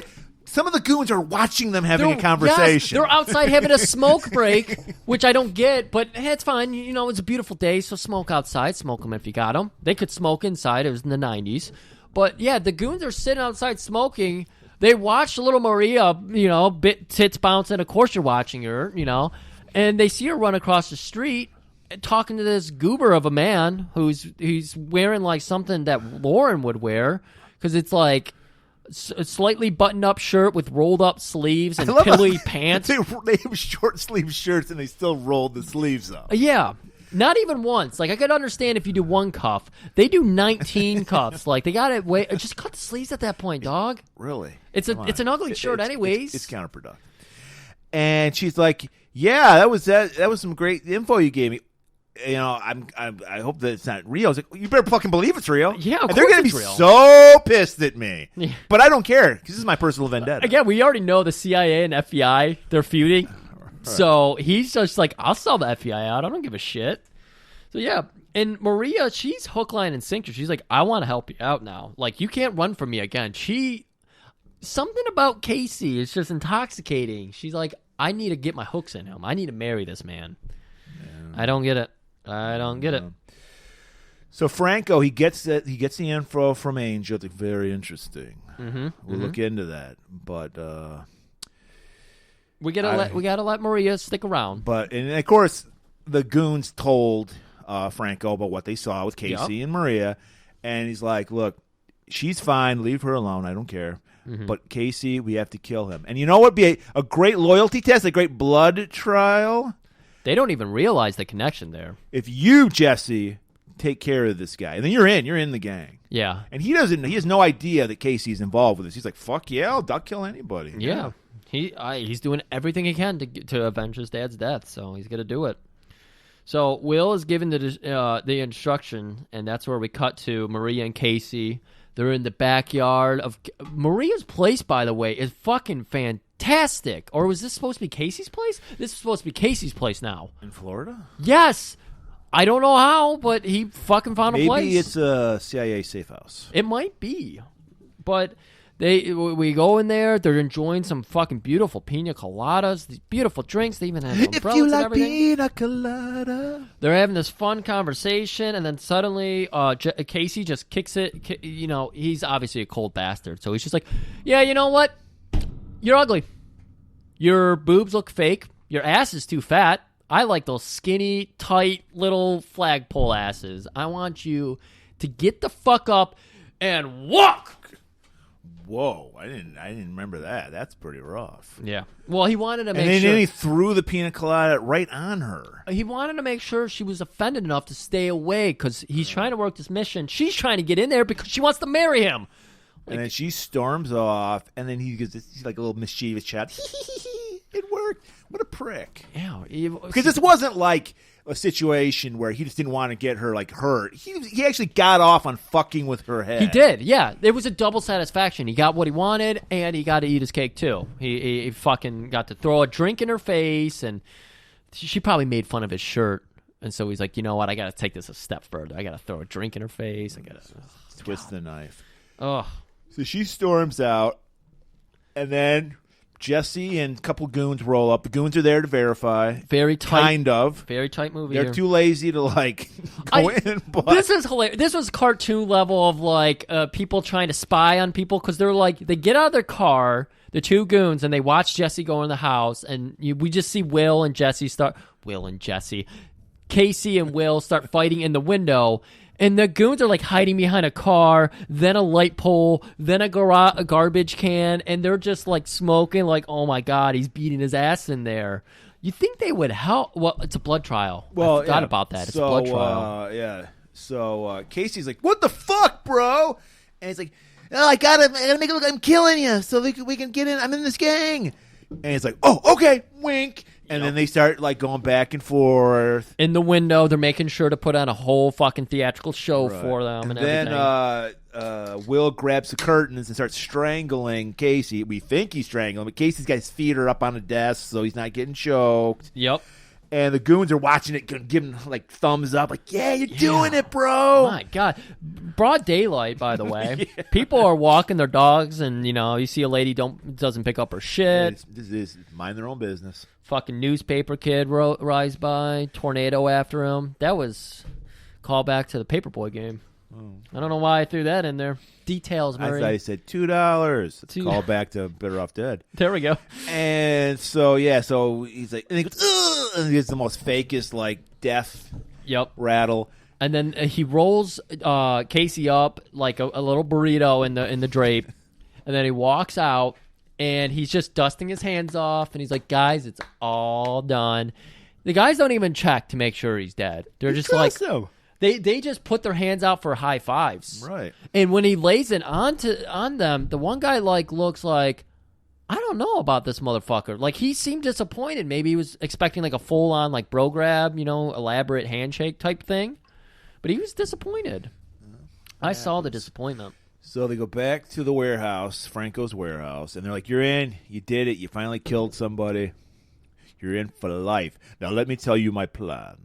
And Jesse's like, "No, first we're going to," and then like, "Boss, the man's here." "Oh, sorry, I have to do this first. Then I'll tell you my plan." So they go out to see the man, and who is the man? The man comes down to see them. And who could it be? First of all, we just see some aviators. We see that wispy old man, Comb like over. long hair. Ugh, guys, it's fucking Jack. John's friend, I think. Not John's friend. No, I know. Well, I think he's not as big a friend as Newt, but I think they still had a relationship. They're secretary banging brothers. It was an acquaintance type of deal. Yeah. Maybe there was a party where they were, what do they call that? The old Chinese thumb trap or whatever, finger trap. Maybe, but it was probably an Eyes Wide Shut mass party type of deal. So they were at one end of the woman and he was at the other? Yeah. They were like rotisserie roast kind of thing? I am so bad at these sexual endeavors. I don't know any of these names. And so we're like, holy shit. Nobody's mind's blown. I totally knew this was going to happen. Oh, yeah. But cut to Casey. I guess. So Jack recognizes Jesse. It's the big reveal here. He says, "Oh, hey, Will Alexander. I didn't notice you without your gigantic billowy commie jacket." He's like, "What? I don't wear that." He's still trying to keep the whole thing going. It's like it's horribly falling apart. Yeah. So then we learned he's like, "There's no way he would kill his brother. Go get his brother. We're gonna torture this motherfucker. We're gonna torture the shit out of him because we still need Jesse because he's the biggest badass." George Eastman fuming in the background. Like, I thought I was the biggest badass. I know. The villains are so underutilized here. It bugs me. So they get Casey. They put him on the fucking. I don't even remember where they pick him up. I just know they pick him up. They just pick him up. Yeah, they just bring him into the warehouse. Yeah, we don't see them getting picked up. Like maybe he was out at the library scoping out some more talent. He's like, I broke up with Maria. This is my time to go get some more ass here. So they got like the springs, the mattress springs, like we saw in Strike Commando, with the car battery connected to it. They didn't do the crucified thing with them. But they tie him up onto this thing, slap on some kind of thing on his arm, and they're like, "You're gonna do what we say, Will, or we're gonna electrocute your brother." Yeah, Do you know what the smell of burnt human flesh? It's like pork. It's delicious. It's delicious. Pork crackling. Pork. And he's like, you know what? Let's give him a little taste of that. Yeah. And then we get the horrible fucking cartoon like electricity on Well, them. yeah, they bring in. See, this. Why would they do that? Just have them like shake, because that's what it would really look like. Yeah, they put in the. They literally had special effects. It was like the Highlander graphics of just like lights over things, and it looks really bad. But I do appreciate that they, instead of just like having him get shocked, they actually rolled out a little cart. It was like a drink cart, but it had like a bunch of elaborate looking machines on it instead of just like a car battery with some fucking jumpers on it. Yeah, it was like the shock thing from Penitentiary 3. Yeah, and even better is that Falcon. I was gonna call him This Falcon. is the third movie in a row people have been shocked. Yeah. Wow. So he busts out a fucking Shocktober. Ooh. There you go. He busts out a goddamn car phone, and he's like, "This is remote controlled." And so he's walking back, and they're in like a big abandoned factory. So he's showing off how far away it can be to make this thing work. And so this is where we finally get the big reveal. Dad was in the way, so of course they had to kill him. He's getting too close to Falcon. Falcon? Why do I keep saying Falcon? What's his fucking name? Franco. So he's like, he was getting too close. They still need Will. Yeah. Will's the only man who can do this job. And Jack explains it to us because they need Will to capture the fucking ambassador of Mozambique. He's flying in to Tampa. He's going to see the Dragon Sound concert. And of course he is. Because they haven't been able to get off the ground because they were talking about doing that world tour. Maybe he missed it. And he's like, we're not doing it again because, Right. And he said, I will not sign this peace agreement until I see Dragon Sound. I think that was it. So he's getting the deluxe. He's on that same fuck island trip, but it ends in Tampa. So they're like, the only way we're going to be able to get him, because otherwise they'll be under too much security, is at the airport. Well, yeah, but I think Will is like, why don't you just get guns? It's at an airport, idiot. We need a human weapon. You. Oh man. Get him. We're going to take him hostage, and then for some reason, everyone's going to bend over backward because an ambassador from Mozambique is hostage. Nobody fucking would care. They'd be like, kill him. We don't give a shit. Well, you'll notice that when he shows up, there is the press there, and it's one guy taking photographs. The rest of the people are CIA in disguise. So he's just like, you know what? I have fucking heat with my brother, but if still my brother, I'll fucking do it. Fuck you guys, but I'm going to do it. Yeah, of course I'll do it. So the goons, they're just like, oh my god, this plan's coming together. I got an Asian bitch upstairs naked with sushi all over her. Let's feast. So they're upstairs, they're going to eat and everything. And we get a nice moment with Will and Casey. And Casey, again, trying to remember their dad dying to emote a little bit. But he's just like, Will, if you get the chance, just take off. Let me die. They're going to kill me anyways. I know too much. It's the fucking bird with broken wing move. He isn't being this at all. Dude, I didn't even think about that. He's trying to talk his brother into dying for him. So the reason we don't get a sequel is because the writer could not think of a complex enough way to take this relationship. It's too difficult. So like Will, he's annoying because he's fucking Avedon, but he's a brother with a heart. Mm-hmm. So he's like, no, I'm going to do it. I'm pissed, but I'm going to do it because you still are my brother, and I want to honor our dad's dying wish. He's just the Matthew Stafford of this movie. He's like, I'm going to make this work. I'm going to keep this play alive, and then he gets sacked for a loss of 25 yards. And he's blank-faced the entire time. And he's blank-faced, and then he gets a concussion and breaks his hand, which I think he's playing with and a it's out foreign for season. So that's and then going we on. Matty Patty. We see our boy Franco. He, for some reason, they're wearing like ice cream man uniforms. Yeah, it was good. They were duct cleaners, I think. It just said air service. On the side. They're supposed to be duct cleaners, which explains why fucking in a minute here Will's up in the air ducts. Okay. I didn't even think about that. That's exactly what was happening there. So they're ready to take off. They leave some of their goons behind, the fat ones that ain't gonna, the ones that were screwed up the whole killing of Casey thing. Yep, idiots. And so, while that's going on, Maria's brought in, and she's put up on the other torture rack. Yeah, exactly. This is the ace up the hole. The old Did ace they hole. tie up Will to the torture the rack too? They had him tied up, but they were just beating the shit out of him. Okay. They was not tied up to the back spring with the electrodes connected to it. So they were just pummeling him. This is the most we get to see out of, well, I guess we do see him a little later, but this is the most offense we get to see out of George Eastman. Yeah. Was when he was beating up a restrained Will, which it might have been Avedon's way of saying, I'm not going to lose a fight. Only when I'm tied up will I'll show a little color. Okay. So Casey, the gears are turning. He's like, I got to get the fuck out of here. Hey, Maria, you're a fucking whore. Oh, man. And she's like, what? I'm going to die because of your fucking... Yeah, well, tough shit. Yeah. You're a fucking whore. And hey, guys, I fucked her earlier. It's some good shit. Some good shit, pal. Why don't you come over and rape her in front of me? Give me one dying wish. I want to see this bitch raped. Yeah. And they're like, okay. Any day above ground, it's a good day for me. So, God, it was this is so weird. It was the most awkward rape scene I've ever seen. I don't know what to say. It's like I don't want to like fucking encourage rape scenes and everything. No, if you do, if you want.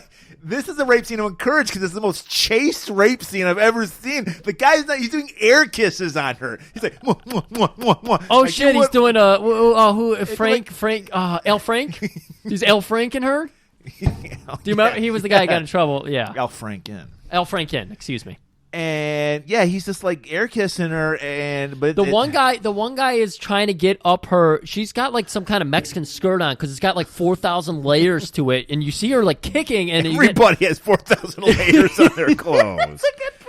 It's so weird, but yeah, you got air kisses. You got the guy like giggling, like tickling her kneecaps. And got a feather on her foot. It's just crazy. Apparently, she was wearing her steel-toed sandals this day because she kicks the one guy. Casey is about 25 feet away from her. She kicks the one guy, and he stumbles awkwardly 25 feet backwards, where he is now right in front of Casey. Casey's got his Iron Sheik boots on, so yeah. he goes with his heel, loads it up, and a fucking dagger comes out of the toe, slashes the guy's throat. Oh my god! And so oh well, of course he dies silently because, as we all know, you get caught anywhere, you're gonna die slowly. And Casey's very a limber guy. Yeah. So he cuts the rope holding his hand. Murray, hold on, because there's two more goons here. Okay, yeah. And so she's thrown off the one goon. She throws off the second goon, and he comes fumbling over awkwardly 25 feet. God damn, this looks so awkward. Well, he was wearing roller skates, so it made more sense. Because he went flying down. Oh my god, he was wearing roller skates. Okay, I'm going with that. So he's fumbling around at his roller skates. Fucking, he gets too close to Casey. Casey cuts his neck too. The third goon, he was the one tickling her kneecaps. He just notices that his two friends have collapsed. So he turns around, he runs at Casey like he's gonna beat Casey up, and he just gets his fucking throat slashed. It's like, what the fuck? So next we see two guards come, and they're like in the rafters, and they have AK-47s. So you're like, oh, well, Casey's fucked. Well, no, because he kicks over his head, he cuts his ropes, and he somehow gets a rope, whips it up. The one assailant with the gun on the rafters sees the lasso coming up, and he's like, I'm out. And he just runs away while the other guy gets lassoed, and he rips him down, and he fucking breaks his neck.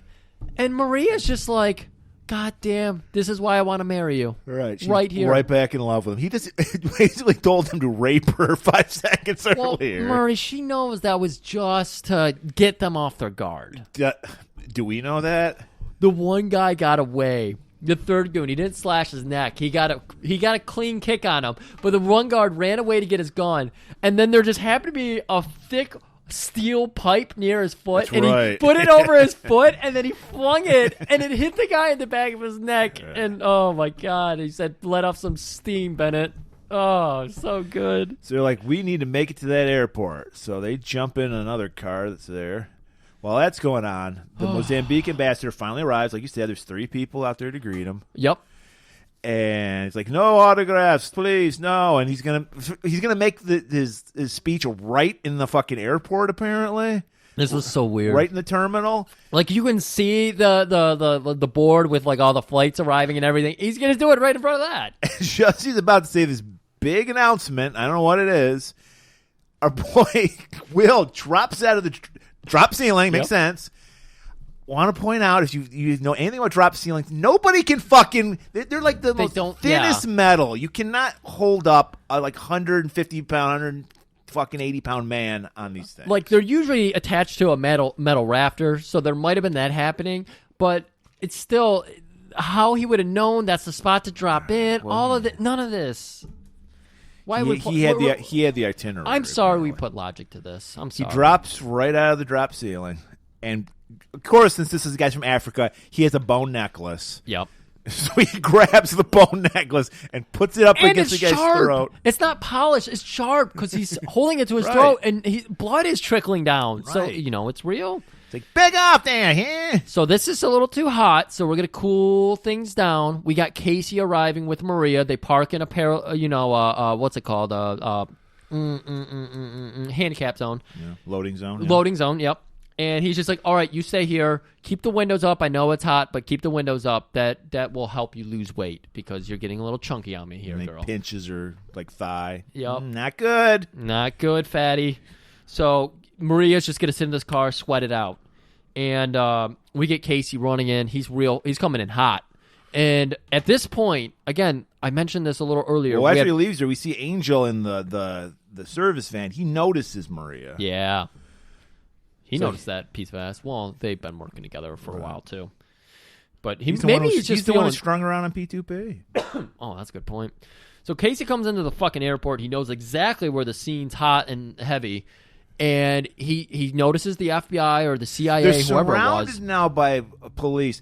I want to point out, okay, there's a guy less than 10 feet away from Will with a sniper rifle. Yes. With a scope. Why do you need a sniper rifle? And he's adjusting the scope, too. It's like, what the fuck? He's like, I think I got him. I think we even see a first-person I view. think I got his shot. It's like, literally, he can just put the gun right up to his forehead. I think before Casey kicks the shit out of them, like, you see the first-person view of the scope focusing, and they're like, we can't line up the shot. They're squirming too much. It was so fucking stupid. So, yeah, Casey comes in, and he helps fucking Will escape with the ambassador. Oh, my God. At this point, he's wearing a Frank Costanza outfit. He's got, like, a weird sweater vest on. Again, pants pulled way the fuck up. All the pants were way up in this movie. Oh, and so the 3 of them go running out to... and it's funny because the police are following them, and as soon as they stop, the police stop. And then they move, and then the police move. It's very ridiculous. Very chase. They get out to the runway and everything. They're over. There's a couple parked different airplanes. They see a little puddle jumper, and so they load up the ambassador in there, and then they sneak out themselves. And when they sneak out, they notice something. President of the United States of America, Air Force One is landing. The Eagle has landed. And they're just like, motherfucker, it's not about Mozambique. This guy just wants to see Dragon Force. Dragon Sound. We all want to see Dragon Sound. That's what we can agree on. That's why we were united back in the day, because Dragon Sound. And this was really interesting. You don't really see this often in movies. They actually had footage of George Bush. Yes. I was like, that's footage of George Bush. Or George Bush is a huge fan of Lauren Avedon and agreed to be in this movie. That might have been it. Because, yes, it's the real president of the United States in 1990. Yeah. And we're like, that's of course they want to kill that president. Who cares about Mozambique's ambassador? So before they jumped out of the plane, they actually started it. Right, which I'm shocked because it actually looked like the plane was going to take off, and I was like, I don't think that's how it would happen. Lauren hot-wired it, and then it just went off. Oh, I had to put a banana in the tailpipe to make sure it would just die, fail out before it got off the ground. So now they realize their true mission is to now get some kind of vehicle to get over because that is what Franco is going for, is the president. So we cut over to Franco. And Murray, it's 90, but we still got to get a bazooka in here. Exactly. Got to get that rocket And launcher. he sees that George is kind of bummed out by that. He feels like he's been replaced. So he's like, I'm going to let you, George. You This kill is true. the president. Yeah, this is So he good. hands it there. And then we get this, I guess it's the same people that made Reb's binoculars. We get this fucking readout on the fucking bazooka. It was fantastic. I love when they try to do graphics in these movies because they're always so silly. Oh, they're so fun. So just as they're about to just blow up the fucking president. Yeah, God, can you imagine just someone blowing up not Bush but Trump? That would be so awesome. Like a bazooka shot. And so just that's about our boys show up. Yeah. They throw a motorcycle. They both jump off at 90 miles an hour, throw the motorcycle. It hits George Eastman in the face. Motherfucker goes flying. So you're like, that is a way for George Eastman to die. He almost got to shoot a rocket, and he got fucking just destroyed by a motorcycle. So, wow, it is getting crazy. And while in the midst of all this craziness, now we've got a scramble kind of happening. Maria has been handcuffed into the back. They're right outside of that service vehicle they were in, the big kind of like van type. Angel's tickling her kneecaps. Apparently, these guys love tickling kneecaps. What is with the kneecaps? But Angel hears the ruckus, so he turns real quickly. Well, apparently Casey might have taught her a move or two because she fucking whips out some moves, takes Angel out. He is a bitch, though. Right. And grabs his gun. Grabs his gun. So she shoots out of that fucking truck, man. She shoots out the truck, and then she shoots Will. Oh, my God. Because as far as she knows, she's that guy who groped me the other day. Yeah, she's like, I recognize that fucking asshole anywhere. You groped the fuck out of me. Ugh. But fortunately, don't worry, it's in the shoulder. Yeah. You know that. And it went all the way through. And he no-sells the fuck out of it. Like, he gets shot, and he turns and looks at her, and then just continues fighting. So Franco, he's like, I don't know. Let's hide in this hangar. So him and his goons go hide in this hangar. Yep. Will and Casey are like, all right, here it is. Time to do this. So they walk up to the hangar, open it up. Yep. And they're like, remember that hunting trip with Dad?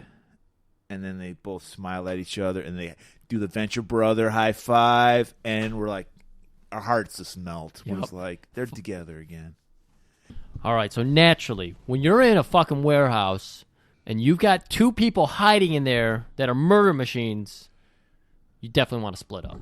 Exactly. You want to Scooby-Doo approach this. You want to do that, right. So they split up. And Will is immediately jumped by George. There's beef between these two. It's personal. Yeah. So they're going back and forth. It's like I said, some great old school kung fu movie action. Yeah, but like I mentioned earlier, until he was tied up, earlier when he was tied up, no one's getting over on old Lauren Avedon. Avedon? Avedon. Yeah. Sorry.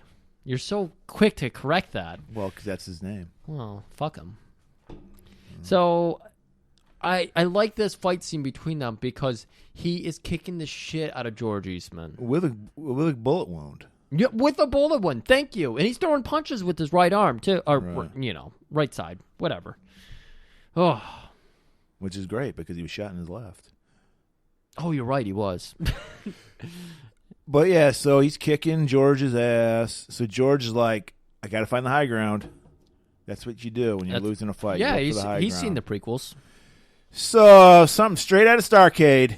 There happens to be some scaffolding. Just happens. Happens to be set up there.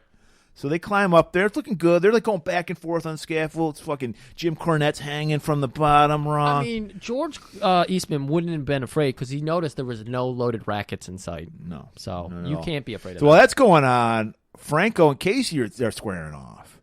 And they're going back and forth too. But it's, fucking Casey, he's a megalomaniac too. So he's kicking Franco's ass more than Franco's kicking his ass. Yeah, Franco's beating the shit out Is he? of Will. I don't yeah, remember. okay. I don't know. I can't tell if it's Franco or it's his bad stunt double. Well, yeah, dude, It's like an Asian man with a wig on. Yeah, they do these cuts where they get at least they get the white wig right, but what happens is he's kind of got this weird buzz cut around the sides. It's a mullet. It is a mullet, yeah, for sure. And then it's kind of fast and loose in the back there. And then when they cut to the stunt double, it's like a full head of white hair, and so it's pretty obvious to see it. But they do a okay job of cutting them in there. So okay, Sure. Franco, So much. I also want to point out all throughout this movie, you can see the mic in the fucking shots. Oh, I never noticed it. Oh yeah, I saw it a bunch of times. You're always mic searching though. But Casey is actually getting his ass kicked. And it wasn't until eventually he reveals his boot knife. Much like a real a hero with integrity would do. It's like, oh, I'm losing. I guess I'll stab this guy. Yeah, he's like, I'm going to get the loaded boot out. A real heel move. So hits Oh, that heel. see what I did? He Heel hits the move? heel 3 times. Of course. Got to be 3. And so he actually fucking gets Franco right in the gut. And he's like, hell yeah. So Franco's slowing down a little bit. They keep, they keep squaring up though, and eventually what happens is Casey goes in for the death kill. Yep, he goes in for the death kick. He goes for the temple with that boot knife, sticks it in a box. He gets stuck, and so Franco's just like, everything is in this hangar. He doesn't really keep all their junk. This is like the hangar, because there's no planes. Or is there? There was. But there's a lot of scaffolding for some reason. There's a lot of boxes. Yeah, I guess you need the scaffold. There's Christmas lights and shit in there. There was a lot of Christmas lights. That's true. A big old wreath to put on the hangar. Yeah. So, apparently something horrible happens to Casey, or he was just in a tag match in AEW because he disappears for 5 minutes. Disappears, right? Yes. So what ends up is now that Casey has disappeared, we cut back over to Will in this scaffold match. He fucking uppercuts George Eastman off the scaffolding. We're like 15 feet up onto a concrete floor. Right. So poor old George he's fucked. Right. But then Franco comes out of nowhere, launches his way up onto the scaffolding, and somehow surprises Will. And he double axe hammers the back of Will's neck and drops Will. Suddenly the board in the middle of the scaffolding is just gone. Maybe it was a Looney Tunes move and he just removed the board and Will fell right through. Because suddenly out of nowhere, as we slow motion watch Will fall. Well, you hear, no! And then fucking Casey at the bat. He just slides. Fucking Pete Rose is telling him to slide and shit. Slides. Catches his brother. Yup. Beautiful. So now we've got this, everything resets here. They let Franco slowly climb back down the scaffolding. The two of them just slowly get back up. It's 2v1. Yeah, like every honorable fighter, they're like, let's double team this motherfucker. Yep. Who's been stabbed in the gut. Yes. They did not, no holds barred. They're like, we're holding up to the bar rules here. But Franco, again, we have not seen him fight. We've seen him use some of those lawn darts, but we haven't seen him fight until just now. But apparently he's super badass because he's taking both of them on, and he's holding his own. Yeah, all they can do is rip his shirt off. Yeah, and it wasn't until they ripped his shirt off that he realized, oh yeah, I got shurikens here. Lawn darts. And so he whips out the lawn dart because he's realizing, all right, I need to even the playing field here. Well, yeah, this is actually fair. Yeah. The 2-on-1 fight. Yeah, why not? All's fair in love and war. So he tosses out. He hits Will in the other shoulder. Yep. So now Will's and he doesn't sell that one either. No, he does not. He goes in, and now that he actually sells it for a second because he's stuck. I think Will was just looking at it you motherfucker, really? You think this hurts? But his shirt. You ruined my shirt. Yeah. He's so focused on it that he's not paying attention. And Franco has thrown another lawn dart.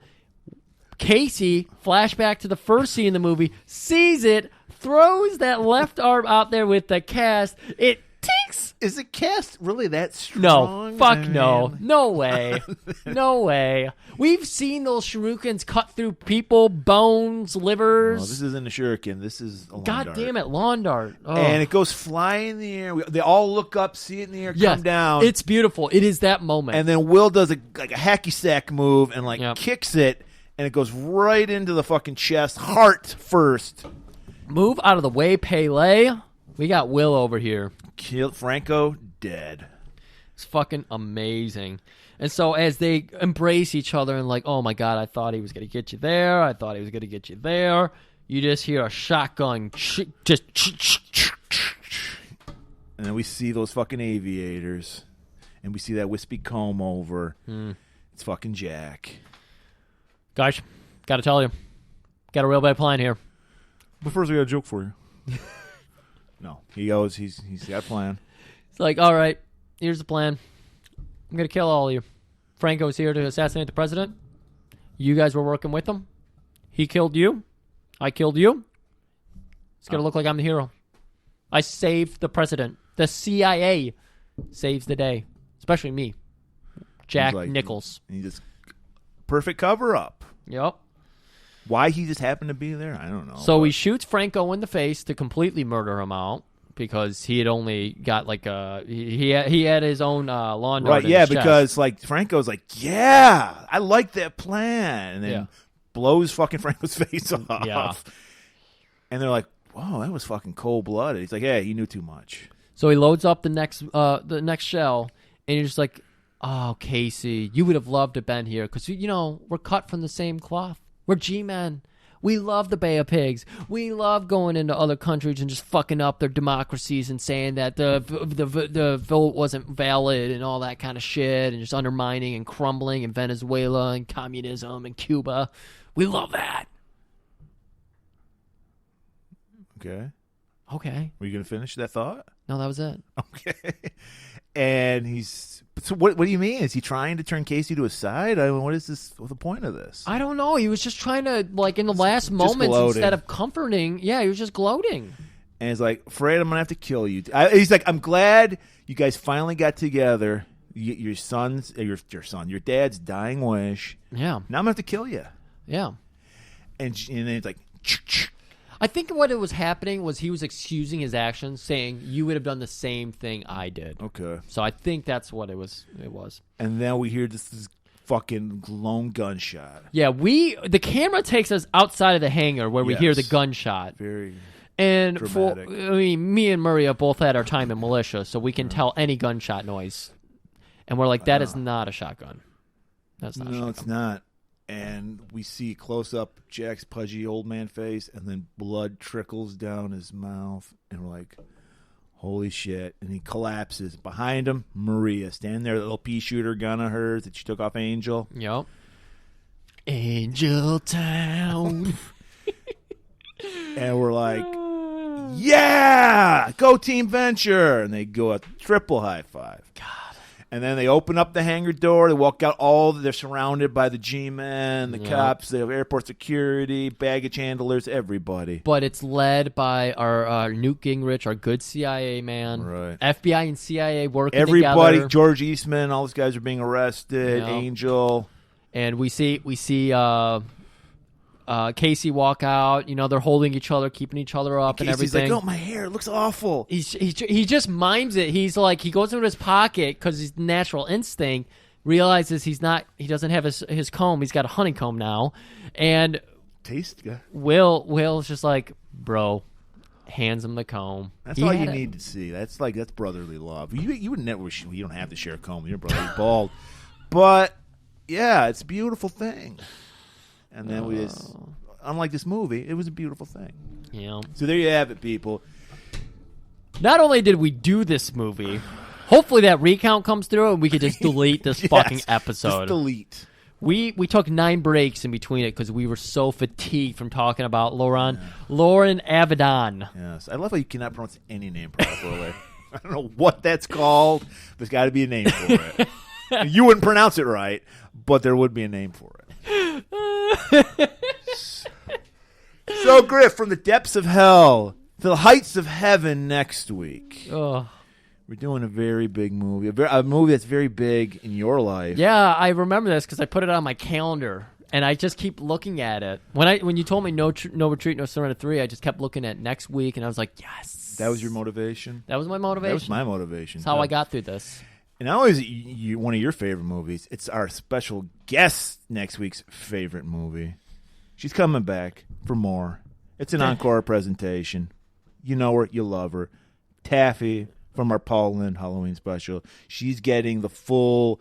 She got the tippy taff first time. Now she's getting the power episode. She's going to unleash.